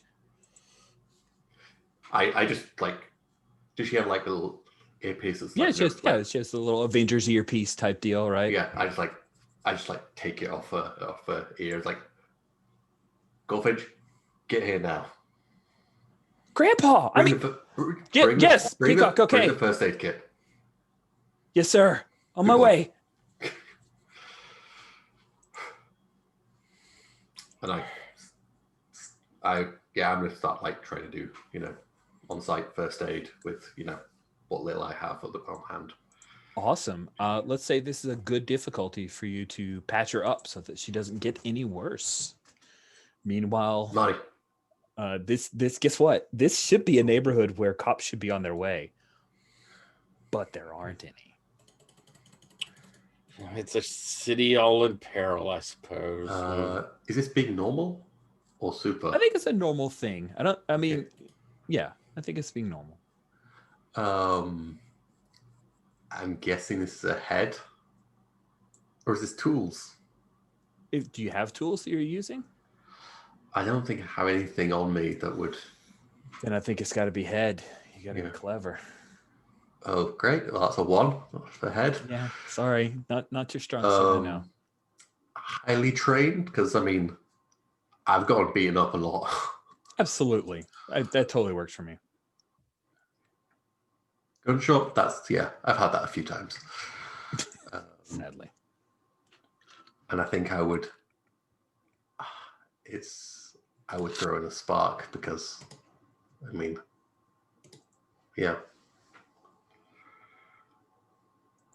I'm like stripping off the armor. This is super stressful. I'm sorry, but tension's in effect. Yeah. I'll throw in a spark too as I come over and start like helping you patch up. You better roll that one more 6 then if you haven't added that into your total. I didn't. That looks like a failure to me. I did not. It looks bad. Yes. It looks like it may be a failure even if that one succeeds. Yeah. At least I got 1 more success. So you got 2 successes, but you needed 3 to really stop things. So it's a deal where you realize, you don't have the equipment, not coming out here, not being suited up, all the things you had at your disposal, all the decades you spent knowing what tools you needed, the perfect kit, all that is gone, and it's just you and your hands. Yeah, and your hands shake. Yeah. And there's so much blood. And I'm just like, wiping my hand on my forehead and it's like leaving a trail. And that's you're still working furiously, and you're not sure if you're gonna have to like maybe cauterize the wound or what. And you're trying to think through your options. You don't think the bullet was a through and through, so it's inside her, and that's Is when it the still van. there? I'm like, yeah, I'm like, Raven, I think I hand like, maybe she's even got like one of her batons or something that she can like put the teeth Yeah. on. Rafe, She's not crying out, like she is Yeah, tough. I mean, she's yeah, Rafe, let me. Ooh. I'm like, I keep my hands on the wound, but like, yeah, like trying to stop blood, but like, I just nod. Sweetie, this isn't gonna hurt. I promise. Okay. And my hand and arm will begin glowing brightly. And I'm gonna ghost form reach in, grab the bullet, ghost form to take it and pull it out. That is awesome. Give me a roll against a good difficulty. All If it right. succeeds, you will remove that bullet. This is super. I think this is hard. I think so too. Absolutely. This is ghost form. That Yep. gets me up to 8. I'll put in one more spark. You guys are getting drained, man. This is weird. Yeah. We can send Spark over to our friends over there, right? If you could tell me how. I'm not opposed to the idea. I just need Just to to be clear, because I think I'm actually knocked out of spark completely, because I think I went to -1 spark with the ones. Right. Wow. You're right. Yeah, you're out of spark right now. So I think I'm it's on no. Yeah. Well, I could imagine that maybe Marty has some information on his phone that he could access that I put there, like emergency stuff. Okay, what I could have given you is a defibrillator, because I feel like you might need that anyway. Just carry around a Marty is defib. pretty hard as hell. Up to you. If you want to take that spark, go right ahead. Okay, if you say it's good, I'll take it. So I spent 1. I got 1 from Brutus. What do I do? 6, 8, 10. So I'm rolling 10. Okay. Here we go. Need 3 successes. You can do it. I got the successes. 1, 2, 3, 4, 5. Oof, only 1. So I will take my 1 and still have 1 spark. Wow. You pull that bullet out. You feel it in your hand. There's something about that bullet. Like you think that it's an AP, right? So that's why it got through the Kevlar. And you can see it's actually slowly moving. Like it's just slowly turning. If you'd left that in her, it would have just kept corkscrewing its way deeper in. Ooh. And if I could use my extra successes, then I think as I coalesce back down, there is this like laser heat in my palm as the bullet just melts away and drops to the ground. Totally. That's awesome. That's when we hear the van pull up. I'm imagining that Magpie drives around like an A-team, those muscle van kind of deals, the black with the red stripe along it, and of course the nonsensical, fin at the top. Yeah. So she pulls up and she piles out with Goldfinch and of course the ever broody Black Condor, and they come rushing up. Goldfinch is my favorite. I'm not sure. I can't remember exactly what the 0 spark means. So what it means is you no longer have access to your powers until you regain some spark through a type of refresh. And it can mean you're physically down. It could be you're emotionally down. I think I'm like shaking and like, what am I going to tell my girl? She's gonna live, right? You got it. You got it out. Got it out. She's gonna be fine, Rafe. Come on. Let's. We're over here. Cool. And then Goldfinch is the first, even though he probably should like check out the scene. He's just rushing, and he comes running in. He's, oh, and that's when Magpie and Black Condor just arrive. They come in like black shadows appearing, and yeah, I think Black Condor will be the first to scout it out, and he runs over to Outlaw Iron, and he'll grab the robot up and pick him up, and Magpie will come over to you and check out. I'm glad you guys were here.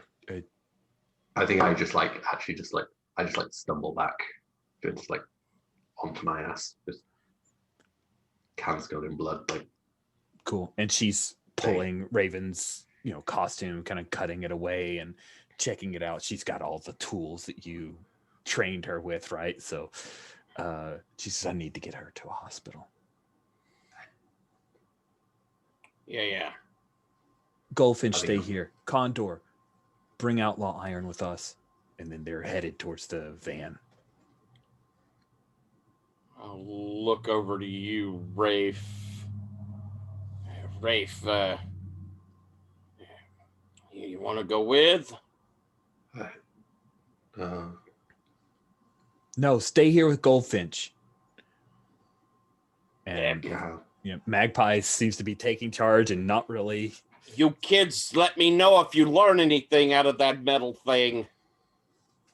Of course. And the back door opens up, and she slides in the wounded Raven, and then Black Condor throws Outlaw Iron in the back as well, and he gets in the back to watch over the two of them. Magpie runs around, gets in the driver's seat, drives off. I'm gonna move over and kind of like get down to where Rafe, she's gonna be all right. Idiots. We can't do this. Buddy, we all know the risks, and we took care of it. You stopped the blood, I got the bullet. She's gonna be all right. No, we picked a fight with the robot. She took the fall for it. We didn't have any options there. We didn't pick a fight. He picked one with us. We could have done something different. We could have been smarter.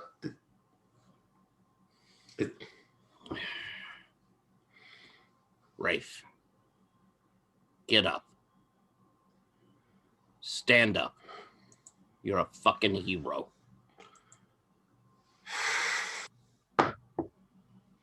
Come on. A sigh and a get up. Like look at the. I think I take a moment just to look at my weapon on the floor. Like I can't even be bothered to pick it up at the moment. You glance over, you see the puddle of blood that Raven left.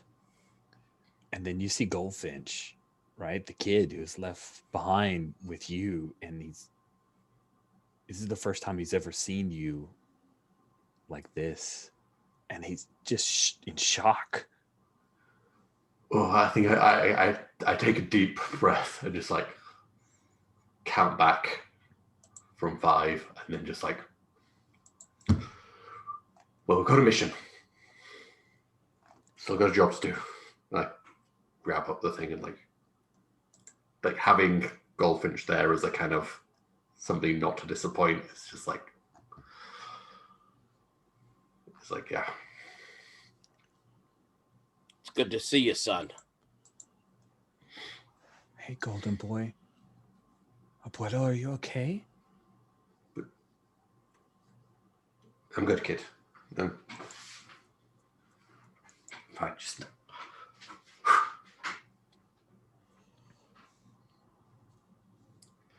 sometimes it's just a little harder to get up than other days.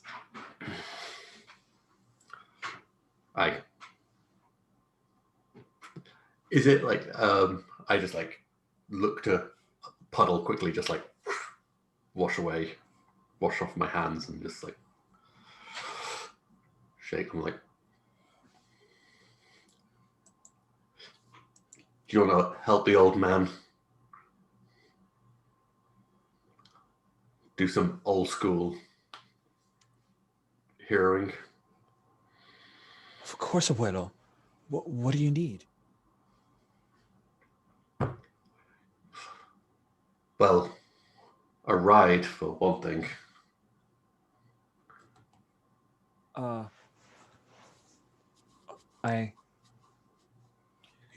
You don't have a car? They left me here with you, abuelo. I think Raven's bike's just around the corner, isn't it? I'll ride in the sidecar. I'll jog alongside. Oh, it's been a while since I've ridden one. It's And I think despite my best probably thinking through it, I'm not going to suggest that Goldfinch actually drive. It might do Rafe good to drive it. Did we have a connective moment for a little? Yes, I was going to wait for the. sparkiness? Yes, absolutely. I was just wanting to let the scene come to an end. I actually remember this time. I think that was really good and powerful. I think 4 spark for Rafe, and I think 2 for Golden Boy for just seeing that connection and see it successful. So good scene. And yeah, I think there's a moment where you guys come around and you see Raven's cool, super modern, sleek bike that doesn't appear to have a sidecar, but you know that it has a sidecar. And he says, do you want me to drive, abuelo? I mean,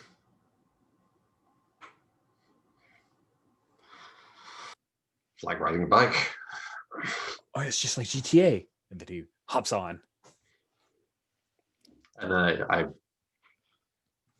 kind of like ease onto it, and then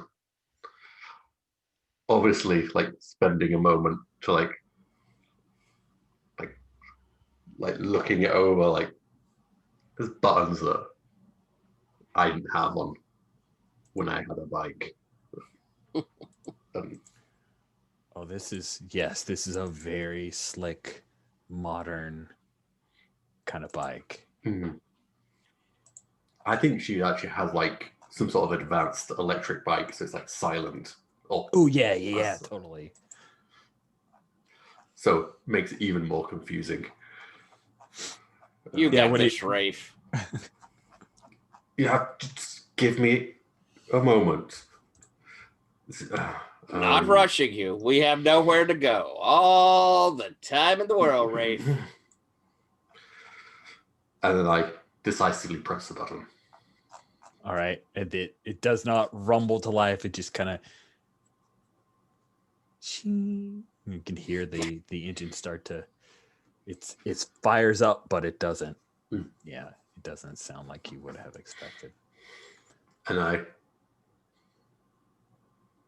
look to Marty and like, actually, Marty, what do you think is one of Ghost Runner's old haunts that we would?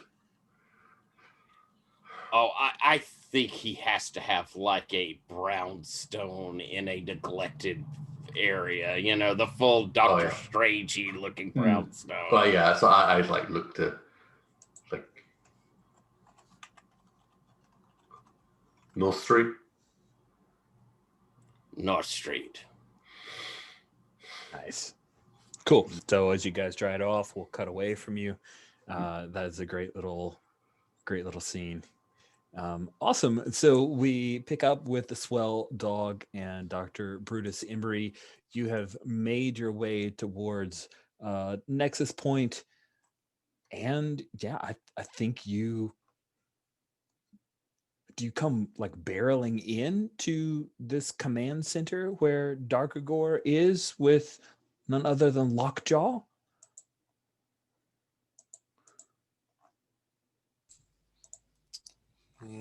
Barreling I don't know. Doesn't seem like the best way to do it, but We could maybe send a bit more drone careful. just to. We could send a drone to just scout out what's going on. No? Yeah, let's do that. I mean, it's gonna be a bigger room than the hallway. Dark Agora and probably a bunch of drones in it. Drones in the sort of insect hive sense, not the little flying camera sense. Well, oh, wait. I figured out something. There is a lot of electrical conduits in here, right? And recently, I figured out that I could maybe send my consciousness alongside these things and maybe get a glimpse of what's going on in the room. But my consciousness would be in the conduits. My body would be here. So it would be nice if you wouldn't kick me or anything. No, I wouldn't dare. Never. Well, yeah. Thanks. I remember being kicked by you. It was not pleasant. Doesn't look like it.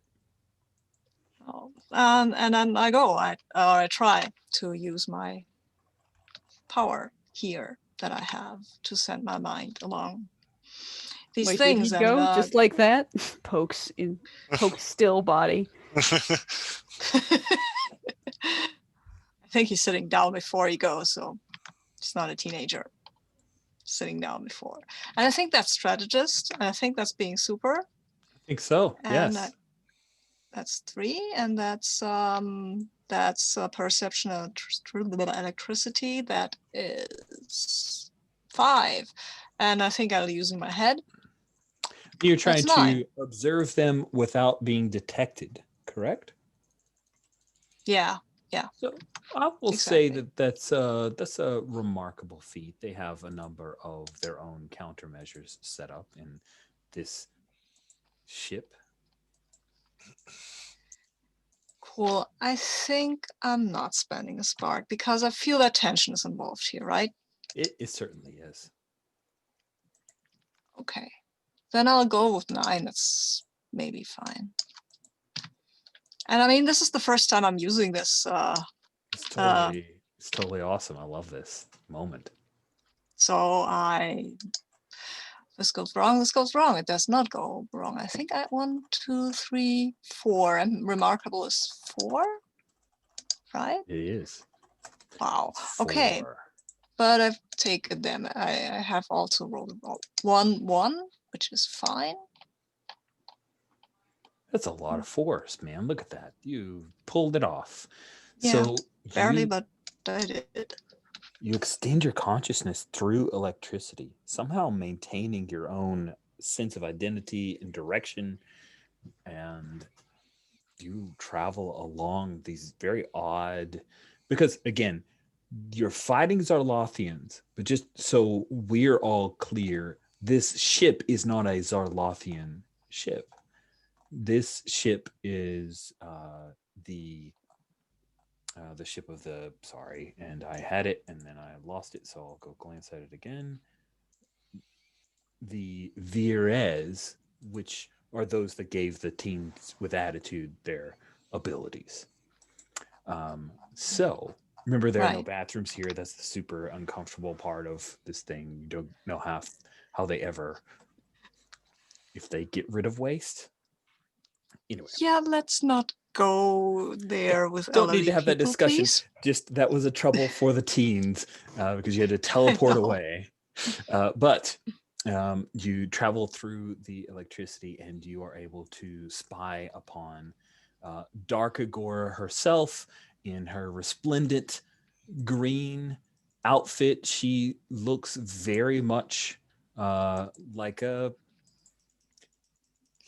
an actress in her late 30s who maybe had a soap opera career, but it just, something didn't work out. Maybe she had some kind of Twitter scandal. She got canceled, and now she's doing this new thing where she's wearing a lot of makeup, so only people who really know who she is recognize her. She is there, and she's talking with someone you've never seen before, which you can find on J5. Found him. And standing right beside that person is none other than your old frenemy? No, it's just a straight up enemy. Knuckles is there. Oh, I think person with Knuckles the power was my minion. He was my minion. He was not friend. Yeah, your former minion, Knuckles. Yeah. And the three of That them are aware that you're on your way. So you can tell that they're trying to act casual, but they're prepared for you guys to arrive and attack. But you can tell that Darkagor seems to be in charge. Like she says, they are just outside. Be vigilant. Knuckles, you earn your money today. And Knuckles like, they don't know what they're in for. You know what I'm saying? Like, these new powers, I'm gonna really mop the floor with that stupid dog. I'm gonna put that smug smile off a stupid, pretty old lady face. And Lockjaw is just quiet and nervously watching towards the hallways. And you see that Lockjaw has some kind of like these two weird metal balls that he's rotating in his hands. Kind of like David Bowie from Labyrinth kind of deal, you know, he's got that going on. Okay. Now I know what happened to his father, and I imagine that he does too, so he might be careful about the whole metal thing. And might be, but he is wearing a metal mask. Maybe it's a non-conductive metal of some kind. You would hope. Yeah. Well, that would be very stupid to do the same thing that his father did. Okay, the two of them seem hopped up on blue, right? Oh yeah. Oh, they're certainly hopped up on blue. Okay, fine. Is there a facility here where they're producing the blue? Yes, they're standing. It's kind of they are defending the facility where they have blue. You actually see that there are a couple of alien captives that they have on these like X crosses, and they're a bunch of little, you know, like tubes running out of them, and you see this blue viscous liquid coming out of their bodies. Okay, that changes the game. We can't just leave them there. Ah, damn. Okay. I'll go back. Oh. Ow. This was, you know. Hi, I'm back. You have a weird metallic taste in your mouth now, Dr. Emery. Like you just sucked on a battery.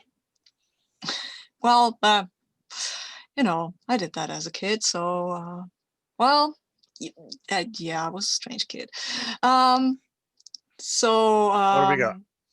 We have General, I think, Darkigor, and then we have Lockjaw, and we have Knuckles. Both of them are hopped up on blue, and Knuckles has it out for you, dog, and I imagine Lockjaw has it out for me. Okay. And they have the problem here is that they have 4 alien prisoners. They are sucking the blood out of their bodies.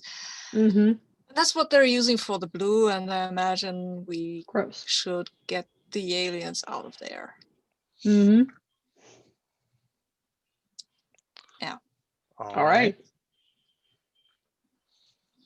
Is there like immediate threats to the aliens being sucked dry?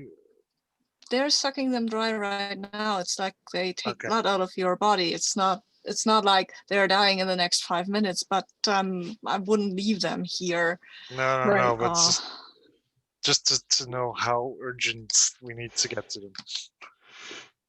them. How about this? We get to the door. You take this guy. I twirl the Zarlothian blaster in one hand. You started on an overcharge. I throw it in. It blows up. It grabs their attention. We roll in. We start the fight.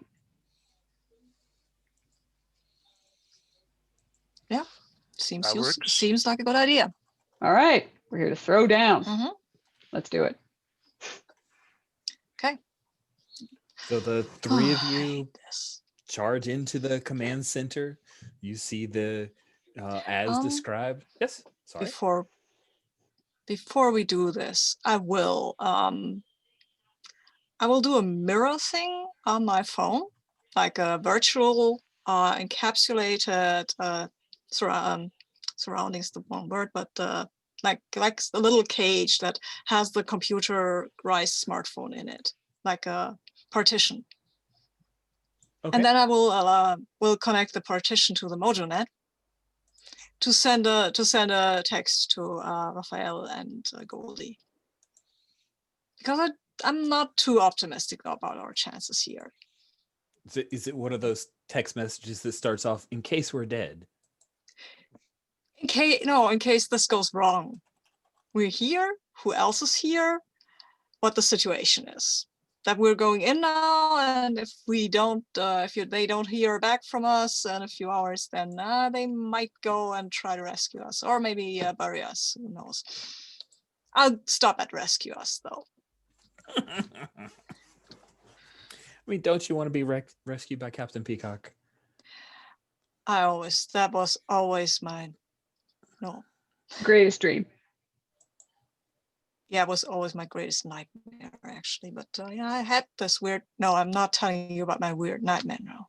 Come on, you don't want to hear that. I did have nightmares about him. Don't. Embarrassing. Send. Sweet embrace. A lot of what I did back then. What did you? I didn't catch that. Sorry. Nothing. Oh, there is a recording, Jan. You know. Yes, I know. That's it. If like the swell is not going to repeat it, but I said that you had your nightmares were of being in his sweet embrace.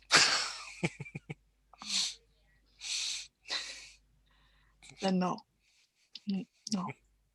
And good thing that Brutus is dark skinned, but otherwise you would see that he's blushing. But you can, because, well, it's not very visible. That's why the swell didn't repeat it. Ain't worth it. It's just no payoff.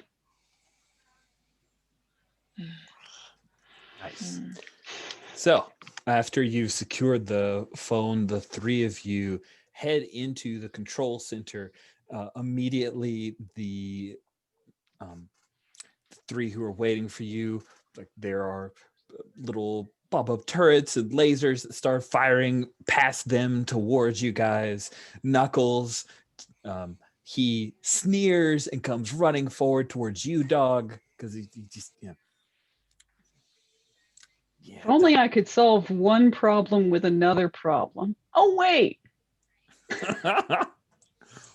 But Lockjaw is very focused on you, Dr. Emery.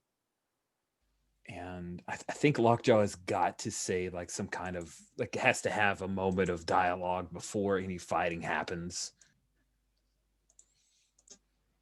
You killed my father. I'm sorry.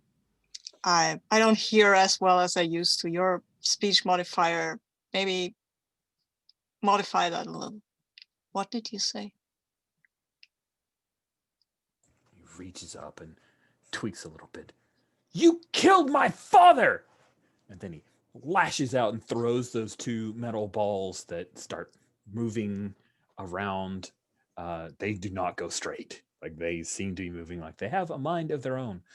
Meanwhile, Darkagor sees you, Swell, and she chuckles low. She says, you think that you are here by anything other than my own design? And she springs forward like a cat and starts to try to claw at you. So, Dog, what do you do as Knuckles is coming for you, sweet? I'm gonna rip your hair out, the pretty pink hair. Boy, he's focused. Well, I holster the gun and pull out my usual little Omni melee rod and go whip. And my plan is to whip him by the feet and swing him into one of the turrets. Oh, nice. That sounds fun. So yeah, here's the deal. It will be a good difficulty to whip and kind of yank his feet out from under him. But to take out the turret, that takes it up to an incredible difficulty. It's definitely going to harm him a great deal, and then a lot of those lasers will no longer be a problem. So Cool. Let's do this. It seems pretty bricky and super. yes, I agree. It seems like a hands or tools, and they're the same. So we're just gonna call it the way it is. I think that this is definitely a highly trained situation, and I think having a super sense on motion gives me an edge. Absolutely. Man, that's a heck of a roll you've built. Yep, that is 11 dice.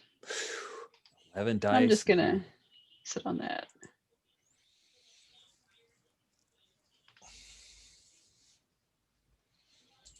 Cool. So I got 2 1s, 1, 2, 3 successes. A lot of 3s on that roll.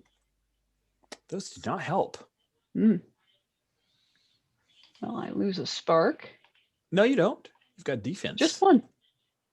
Oh, you rolled 2 1s. You're right. Yeah, Yeah, you just have 1 defense. Yeah. Okay. I Yeah. see 1, 2, 3 total successes out of that passel of dice. Yep. Which means that you do, with the whip, you are able to snag hold of him and he drops to the ground.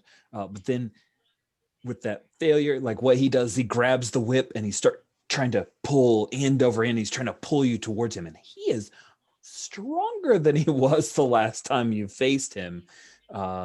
And he's gritting while he's laying on the ground. Oh, you didn't see this coming, did you? Didn't see this coming, huh?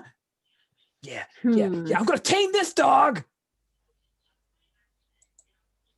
So we cut to the swell after Darkagor claims that she planned for you to come fight her in her command center and now wants to scratch your eyes out. What do you do? So I was kind of assuming that since the hallways ceilings were 7 meters tall, that this was maybe even higher. Oh yeah, it's like 12 meters tall. It's huge. Yeah. It's cathedral-like. Perfect. Because I just kind of want to grow up to my maximum size that the ceiling will allow me, and then punt her back. Oh, nice. Her plan is to claw her way up your leg, and that would not feel good. So yeah, defeating her, punting her, I think, is not going to be that bad. But what I'm going to do with Darkagor... Sorry. I wasn't going for, like, this was not necessarily for defeating outright, just like, punt, go away. Yeah. So what I'm going to do for Darkagor is, because she is kind of the mastermind here, she's going to have a total threat difficulty. Taking her down will be a monstrous feat, which means that you need a total of 7 successes. Let's Intention chip away at is that. involved. Yep, start chipping away at it. All right, so I'm being super. Even though I'm using my feet, I'm using my hands. That's 6, and I'm using my growth. That's 8. And I'll add in 2 spark. Okay. Come on, dice. 1, 2, 3, 4, 5, 6, 7, 8. I think I rolls ridiculously. Well,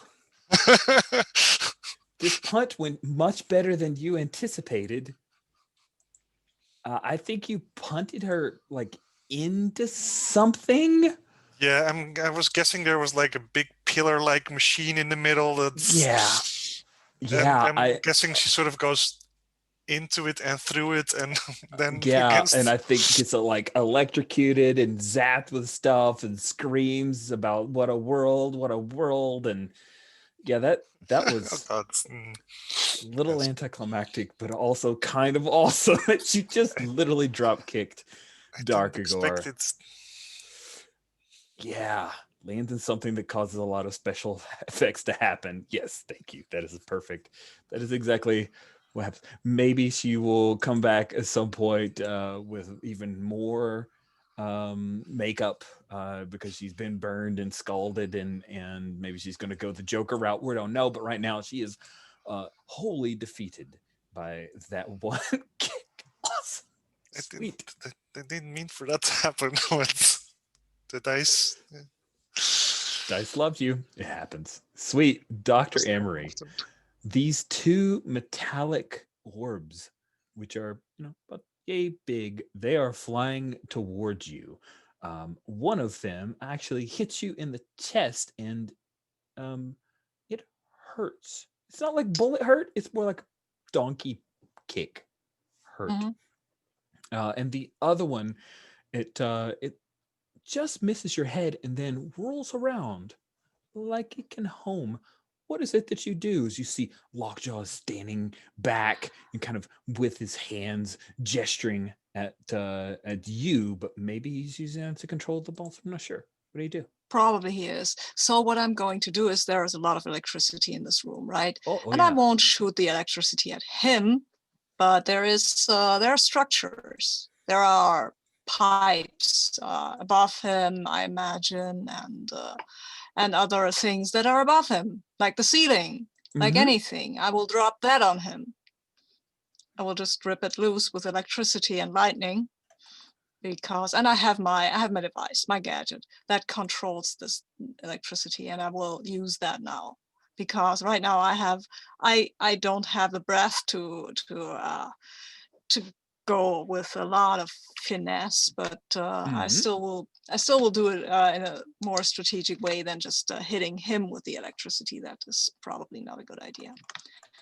So I think I'm being strategic here, Okay. and I'm being super, because like ripping out stuff by a It's glue. definitely super. There's nothing normal about that. Yeah, this is 3, and I'm using my control electricity and my gadgetry. So this is 7, and my tools. So this is 11. Yeah, well, seems okay-ish. Mm-hmm. At least to distract him enough that he drops the balls. Okay, well, how many successes do I need? Oh, that's a fine question. So the total number of successes you need you're trying to use this electricity to force him to kind of lose those metallic balls, right? That's what you're after. Then the success. No, what I'm actually after is dropping stuff on him. Okay. So you are going for physically. I mean, stuff. Okay. Remarkable. You need 4. Yeah. 4. Okay, that's fine. I can do 4 successes. Oh, I'm too arrogant right now, right? But tension is involved, I imagine. Oh yeah, certainly. Let's see how that goes. Holy roll. Oh, this is my roll. 1, 2, 3, 4, 5, 6, 7. But 3 ones. Ow. Oh man. Yeah. Well, good thing I didn't spend a spark. So you defeated him. What do you? Just realized that you can see through my cool shirt. That sucks. Why is it that you think you lost 3 spark? Do you think that you were hit by return attacks from him, or do you think that you were far more successful than you anticipated, and poor Lockjaw goes the way of his father?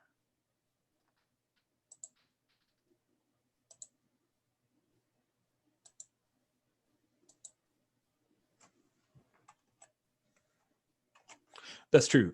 There's also the possibility you got shot by some of the turrets that are still going because they weren't taken out by dog. Is Sabine still with us, This, or is she this is frozen? a bit frozen, yeah. Dang it! I thought that was just. I got her with such a good hard choice. I thought so too I was initially, and then gloating. I I'm was like, like, ah, yes. there doesn't seem Yes. to be a Same lot for of a moment. movement. Yeah. Yeah. I'll stop. Hit her with such a hard I think choice, you froze her. It Yeah. stopped like at this position. I was like, thinking, and then Best hard And I'm move back. ever. Yay. Welcome back. Am I back? You're Yes. back. Hey. Can you see me? Can you hear me? Yes. Yay, cool. What I'm thinking is, first of all, I got hit by one of the balls, right? Okay. In the Yes. chest. That had to hurt. Second of all, there was this other ball behind my head.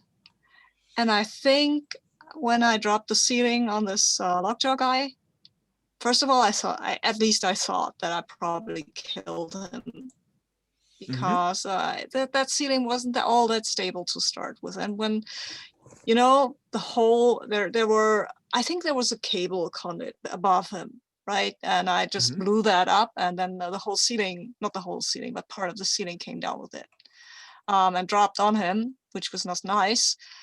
And then I thought, oh, damn, what did I do? And then the last bullet still had velocity and hit me at the back of my head, and that kind of hurt as well. So I don't know if he's dead. Hit by a bunch of stuff. Yeah, he's hurt. He's down. Yeah, but I'm not feeling too well myself. myself. Great either. Ow. Poor doctor. Okay, so yeah, Doc. Knuckles is pulling that whip. He's pulled you close. He's reaching. Reaching for you. What do you do? So he's stronger than before, and he was pulling me in by the whip. I think at one point I, brace it against him, trying to put in one last ditch effort. And then I just let go. And I come flying towards his face, boot first. Oh man, he did not see that coming. He thought you were going to react in horror. Boot to the face of Knuckles is going to be remarkable difficulty if you want to KO this guy. All right. Well, we'll see if I can. Definitely in effect. For sure. So I think that's another super bricky. Thinks this is hands or feet? I think it's your kind of feet is really for movement. Hands is really for fisticuffs and the like. So I think it should be hands personally. All right. So there's that. Highly trained. Yeah, I think this is another 11 roll. So. Dang, you are made for this. This is my job. I kick ass, sir. It is what I do. It's great that you do it so well. Hey. Wow, do you do it so well? So you take a little bit of harm. Just a little. Yeah, you take a little bit of harm, but you what does that look like as you defeat Knuckles? Even the souped up Knuckles. Yeah, so I fly towards his face, boot first, and right into it, and then manage to not fall over. I actually do have to do a shoulder roll off of him and shake my head a little bit. That's just not as smooth as it used to be. Nice. And then as he starts to stumble up, this time he's getting whipped around the neck and swung into a turret. Yeah, that happens. You slam him into a turret. He actually turns, seeing that he's about to slam into a laser firing turret, and punches it. But then he slams into the debris, and he does have some super juice, but you do him real hard. So he falls to the floor. He's panting, and then he just slumps over. So yeah. Better when he doesn't talk. Everyone okay? Yeah. I'm going to look after for Lockjaw if see what's what with him. I think he's not okay. See, under all of this, how about we dig through I the was- debris Yeah. and I you was see how to muted. free the aliens without killing them? Swell's definitely coming to pick up debris because he's still large, so he can just go. Whoop, whoop. Nice. And as I imagine, Dr. Emery, you can do some movement of stuff with not lifting anything. I mean, gosh, that's beneath you. But electrical powers you can. But Swell Only got is one hand free. I've only got one hand. I think I have a cracked rib, and also my head is bleeding. I'm just at least a bit of a concussion. I'm not lifting stuff around. fine. You take a break on this one. You let the Swell handle it. And yeah, the Swell, you pull all of the debris off, and you see the very bloody, unconscious form of Lockjaw, and the helmet has fallen off, and you see that there is a frail looking late teens guy. Just a kid. Yeah. Yeah. And he's not he's not that Rich, I handsome. don't mean to he's the grandson, right? He can't be the He son. is the grandson. Yeah, because- you'd said son, yeah. I was rolling with it, but we'd originally identified the grandson. Yeah. Yeah. Okay. Yeah, okay. So I will try to do a bit of first aid here. Cool. He's just a stupid kid. Really pissed off he killed my grandpa. So we will cleverly edit that in post-production to the grandson. So yeah, you put a little bit of, there's no tension at this point, and you've got the tools that you need, so you can stop the bleeding. He is out for a bit, may need to go to the hospital. One thing I would like to test though is if he has the nanites. Ooh, yeah, cool. Yes, he does have the nanites in his body. Oh damn. Okay. This needs a little more. This is a little bit more difficult, I think, to deactivate the nanites before they kill him. Mm-hmm. Seem to be in the right place for it. Yeah. We're in the right place for it. This is the lab Yeah. where they come from. That's true. Look, it's a lab. Oh, look, there are stuff I can actually use to deactivate the nanites. Great. Yeah, that will lower your difficulty. You only need 4 successes. This is a remarkable feat. Cool. I think I will, in this case, use my awareness of electricity, Mm-hmm. because these nanites, they use electricity and they're in the body, so I can't just zap them because the body uses electricity too, but I can use that to feel where they are and to figure out how to deactivate them safely, hopefully. And I have perception electricity, that's 2. Mm-hmm. I'm being super, that's 4. I'm using my head, that's 8. Yeah, that's 8. I don't know if I'm very strategic here because this is more emotional than strategic, I feel. Now you get to tell me you're not in any danger, but through the worry of your own empathy and the stress of the situation, do you feel that tension is involved in this role? Definitely is, because I might have a slight concussion, and I'm still working on stuff, and this is where I'm not taking care of myself. Making your daughter so mad, not taking care of yourself like she told you to. I'll Well, toss in a spark and thank you. be the tool hander and etc. Thank you. Very good. I'm rolling. How many do I need? 4, right? You need Mhm. 4. You said remark. 1, 2, 3, 4. Yeah, I've got it. Wow. 1, 2, 3, 4, 5, 6, Oh, 7. Yeah, yeah. I've got it. And I'll lose a spark. So what you've got access to this alien technology, you have your own skills, you use the electrical perception. How is it that you defeat these nanites that are currently in Lockjaw? And we'll just throw in with that level of success is Knuckles also has the nanites in his system. So He's my ex-minion. I'll get you. deactivate them on him too.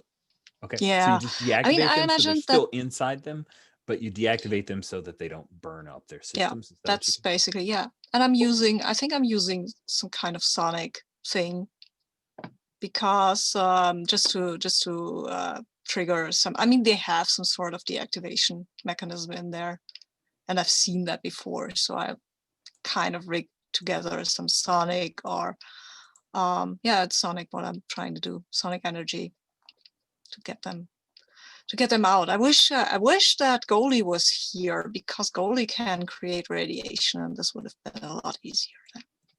You aren't kidding. You aren't kidding. So yeah, the three of you have saved Lockjaw and Knuckles. Darkagore is obviously dead until her show is, renewed for a new season, or she gets a new contract. Maybe she's dead. You guys have found what was being used to make the blue. You find that they have an area where they were storing the bodies. Evidently, there were a large number of the Virez who were being used for the creation of this stuff, and you've cut it off at the source. And We gotta get these poor aliens freed. Then probably make a call to Aegis. Or not Aegis. Parma. Parma, yes. Yeah, nice. Colin Parma. Who do you ask to talk? Sorry, I'm stumbling all over the place here. I apologize. Do you ask to speak to anyone in particular, or just use your connections? Just use my connections. All right. I heard that Hugo's kind of suffering some heat, so I'm not going to point this heat at him right now. Fair enough. Cool. So you'll end up talking. We'll just say you chat with Damon, Dylan, the ex-partner of Hugo. Maybe they're still partners. Don't know. But he'll dance around that subject. Yeah, he also doesn't volunteer such information. So he knows whatever he says will get back to a certain retired super. Mm-hmm. Sweet. So I think I have a problem. These two know who I am, and I'm still wanted, and there is no statute of limitations. Yeah. So I don't know. Do you do you mention that to the Swell and Dog? Oh. Yeah, sure. We need to take these two somewhere else where we can threaten them to keep their mouths shut. All right. Because I mean, maybe I should go to prison, but I feel that I could do more good when I'm outside, right? There was a time for it. The time has passed. I know a place. Okay, let's take them. Well, can you maybe carry them, because I can't?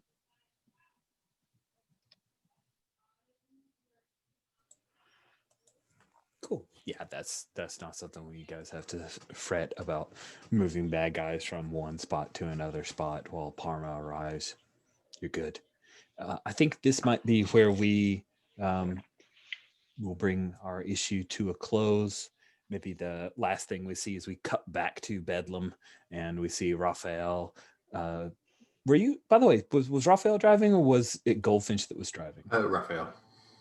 Okay, so Raphael with Goldfinch in the sidecar that popped out, and he's there in the little, he's got his helmet on because you made him, and you guys pull up to I believe it was a warehouse you guys were talking about. It was like was it a old brown house, like the Sanctum Sanctorum? Oh, right. Yeah.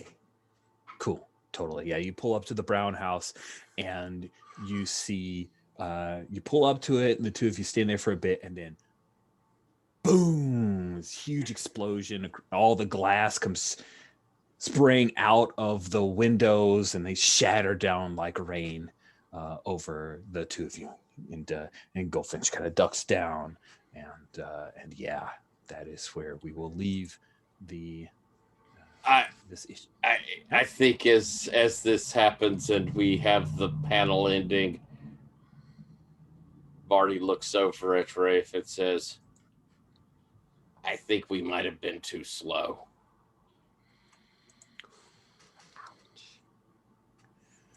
Rough for a speedster to realize. There's just the look back. And then that's when you get the text of Dr. Emery telling you, if you don't hear from me for a bit, we're going to do this big dangerous thing. And yeah, I think that'll be the end of our issue. That seems like a perfect 1-2 punch. So let's do our end of session fun questions. At the end of every issue, the entire table of GM and players discuss the following questions. Did you clash with someone who threatened your neighborhood or someone from your past? Across the board, I think so. Did you protect the citizens of your neighborhood at least once? I'm going to say, yeah. Taking down Blue, big important. And I'm going to consider part of the Roost your neighborhood. So fighting to save Raven is also part of that. So I'll go from left to right, starting with Golden Boy. Did you, Golden Boy, struggle with your normal day-to-day obligations or problems with your age or past? Not so much this time, I don't think. Okay. Did you support another teammate when they needed you? Oh, I think I did that. Without a doubt. So that'll be a total of 1, 2, 3. Oh, sorry. The other question. Defeat a villain or have a conflict with your rivals. That's a yes on that one. So 4 XP for Golden Boy. Peacock. Raphael, did you struggle with your normal day-to-day obligations or problems with your age or past? You better say yes. I think the age, he was feeling that, and I think running out of spark and that speech where Golden Boy had to pick you up, you were definitely feeling your age. Did you support another teammate when they needed you?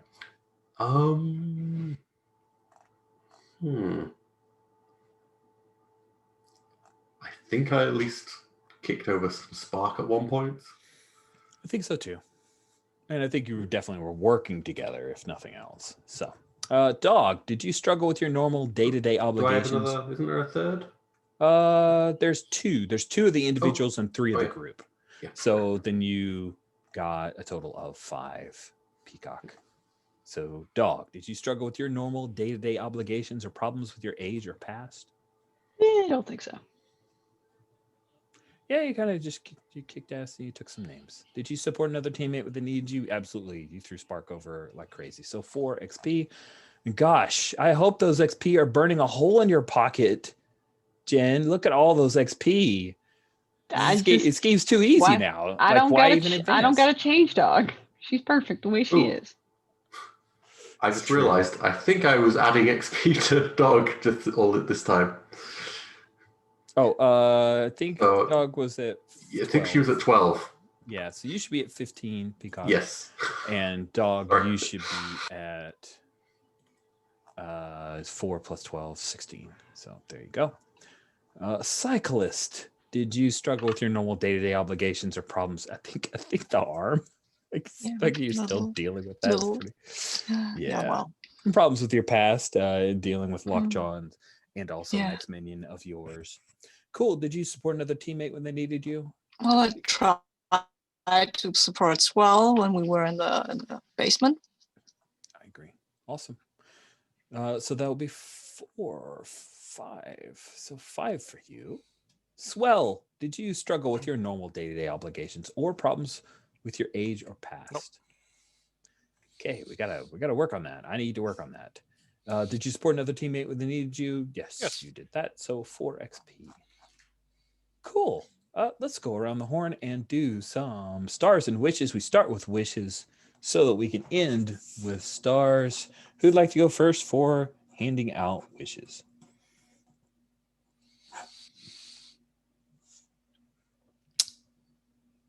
I wish I could have gotten more into it. What do you think is going on? I think I think it's more me than it's not the game. It's me. Like I'm feeling like I'm sort of maybe not quite vibing with my character right, or Okay. Well, let's chat about that offline. I don't want to make you see if you're not sure what's going on. Then we'll talk it out. We'll figure out something for you. Maybe I'll make you play Goldfinch as punishment. Not really punishment, but yeah, think about it. We'll work it around. Right. Thank you, Jan. Who'd like to go next for wishes? I think I've got. I would like to. I mean, it's already feels like this, so this is more of a let this continue. I would like to our investigation to feel the pressure of these other people hunting this bounty. You know, I want it to be like, yeah.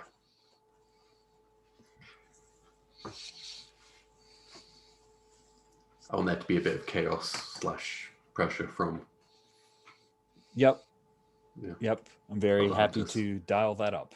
That sounds fine to me. Thank you, Alex. Who else would like to go with wishes? I've got a wish. Obviously, I know you could take a bit of a thing when said, but it felt like again we're not getting those slash cuts as quick as we need to. Yep. I agree. I felt it this time, and yeah, I was looking for cuts, but I'm just gonna have to do stuff even if it's in the middle of a thing. I'm just gonna have to. Yeah.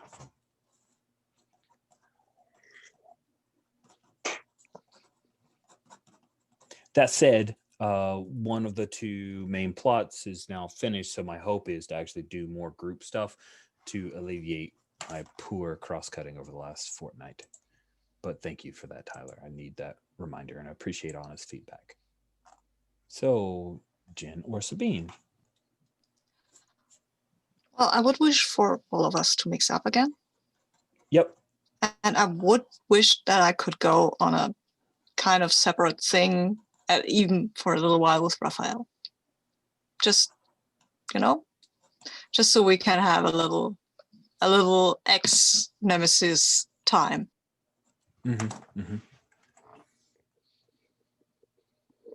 I agree. Cool. So with the vacuum, Jen, do you want to just jump in when the vacuum is done? Okay, cool. So let's circle back around. I do have an extra wish then. Oh yes, give us more wishes. When me and Brutus do have some side time, I would also like there to be at least a momentary flashback to actual Dr. Flux versus Peacock.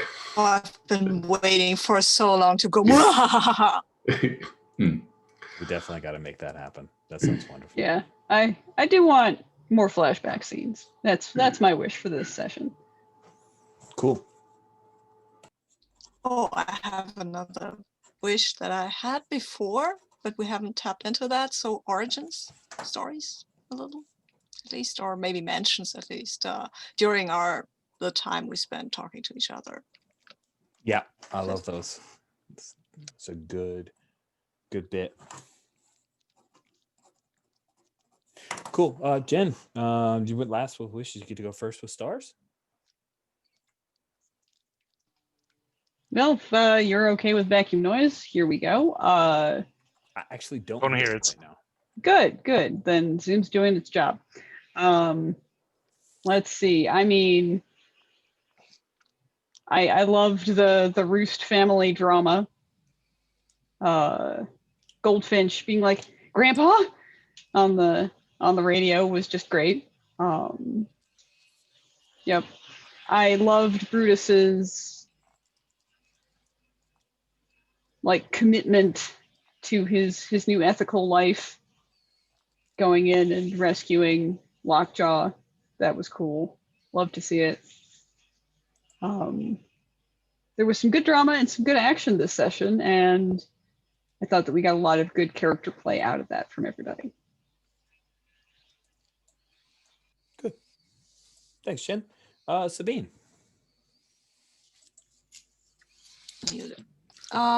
Yeah, stars. I had a lot of fun in this session, but yeah, I actually like the way that we were two separate groups, and I like the dynamic we had, even with the whole we should have cut between the groups a little faster. I would have appreciated that, but since Tyler, but I like both things that were going on. I liked us entering this laboratory and having this fight with these rather ridiculous and overblown enemies, and I also like the more. I felt that that was more dramatic from the start, what Raphael and Marty were up to, because the whole ghost gunner thing is inherently the more personal thing going on. So yeah, but I like both. I like both things. And when Lockjaw turned up, that got a little bit personal, and I love that. And also, I love the swell story about Ollie, the fat Rottweiler. I kind of enjoyed that. Because I mean, maybe we just need to know more about Simon here and what his background is. I mean, I know he's a widower, so Yeah, we can have a talk. I agree. I completely agree. I mean, if that's okay with you, Jan, maybe that would help you with connecting to the character a bit more.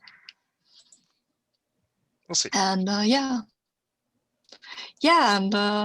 and I loved everything else. I mean, I totally loved the scene where that poor kid was nearly dying, and you had to kind of save him, and that was amazing. It was fun.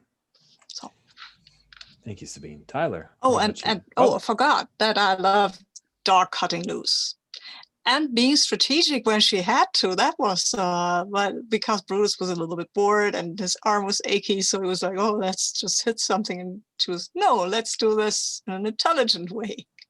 So I love that. I endorse the smart option. Yeah, I love that. Good. Tyler, do you have any star standout?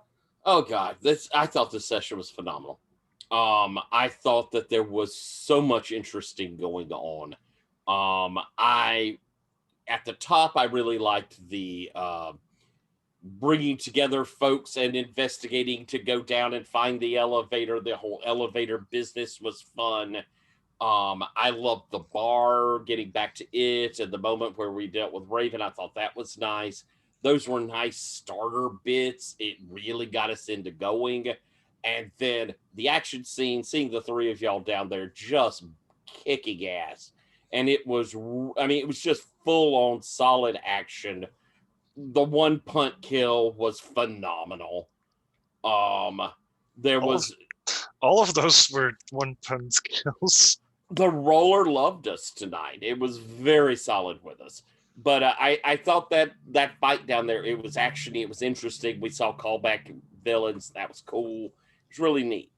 I loved the drama of Rafe and I in the alley. I thought all of that ended up working real well. I think the dice, even though they were mean to you, Alex, did something great for story. It really felt good. That was really interesting. And I've really enjoyed us scene partnering, Alex. I like Rafe and Marty together. I think there's something sweet in how they deal with each other and what that dynamic is. And this may be a little heading towards Wish. I know we're talking about getting everybody back together, but I almost feel like this Gunner story is kind of their story. So I kind of wish for us to have that emotional hit and it be personal for them. You know, I don't want to exclude people from story, but it feels like that line is very much them. But I thought all the character work from everybody was amazing. I thought your NPCs were super solid, and it was really that alley scene just really hit. It just seemed really good.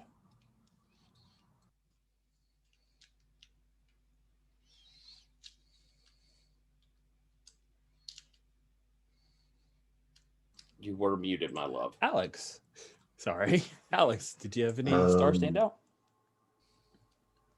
Again, stars for Tyler's stars, because he always does the best stars. Yeah. I mean, I also love the alley scene, and the fact that the dice chose me to be really cruel to in the moment was perfect. I love that kind of 1-2 punch to get Raphael back up of Goldfinch seeing his granddad in that state, and also Tyler's Marty's kind of get up. Just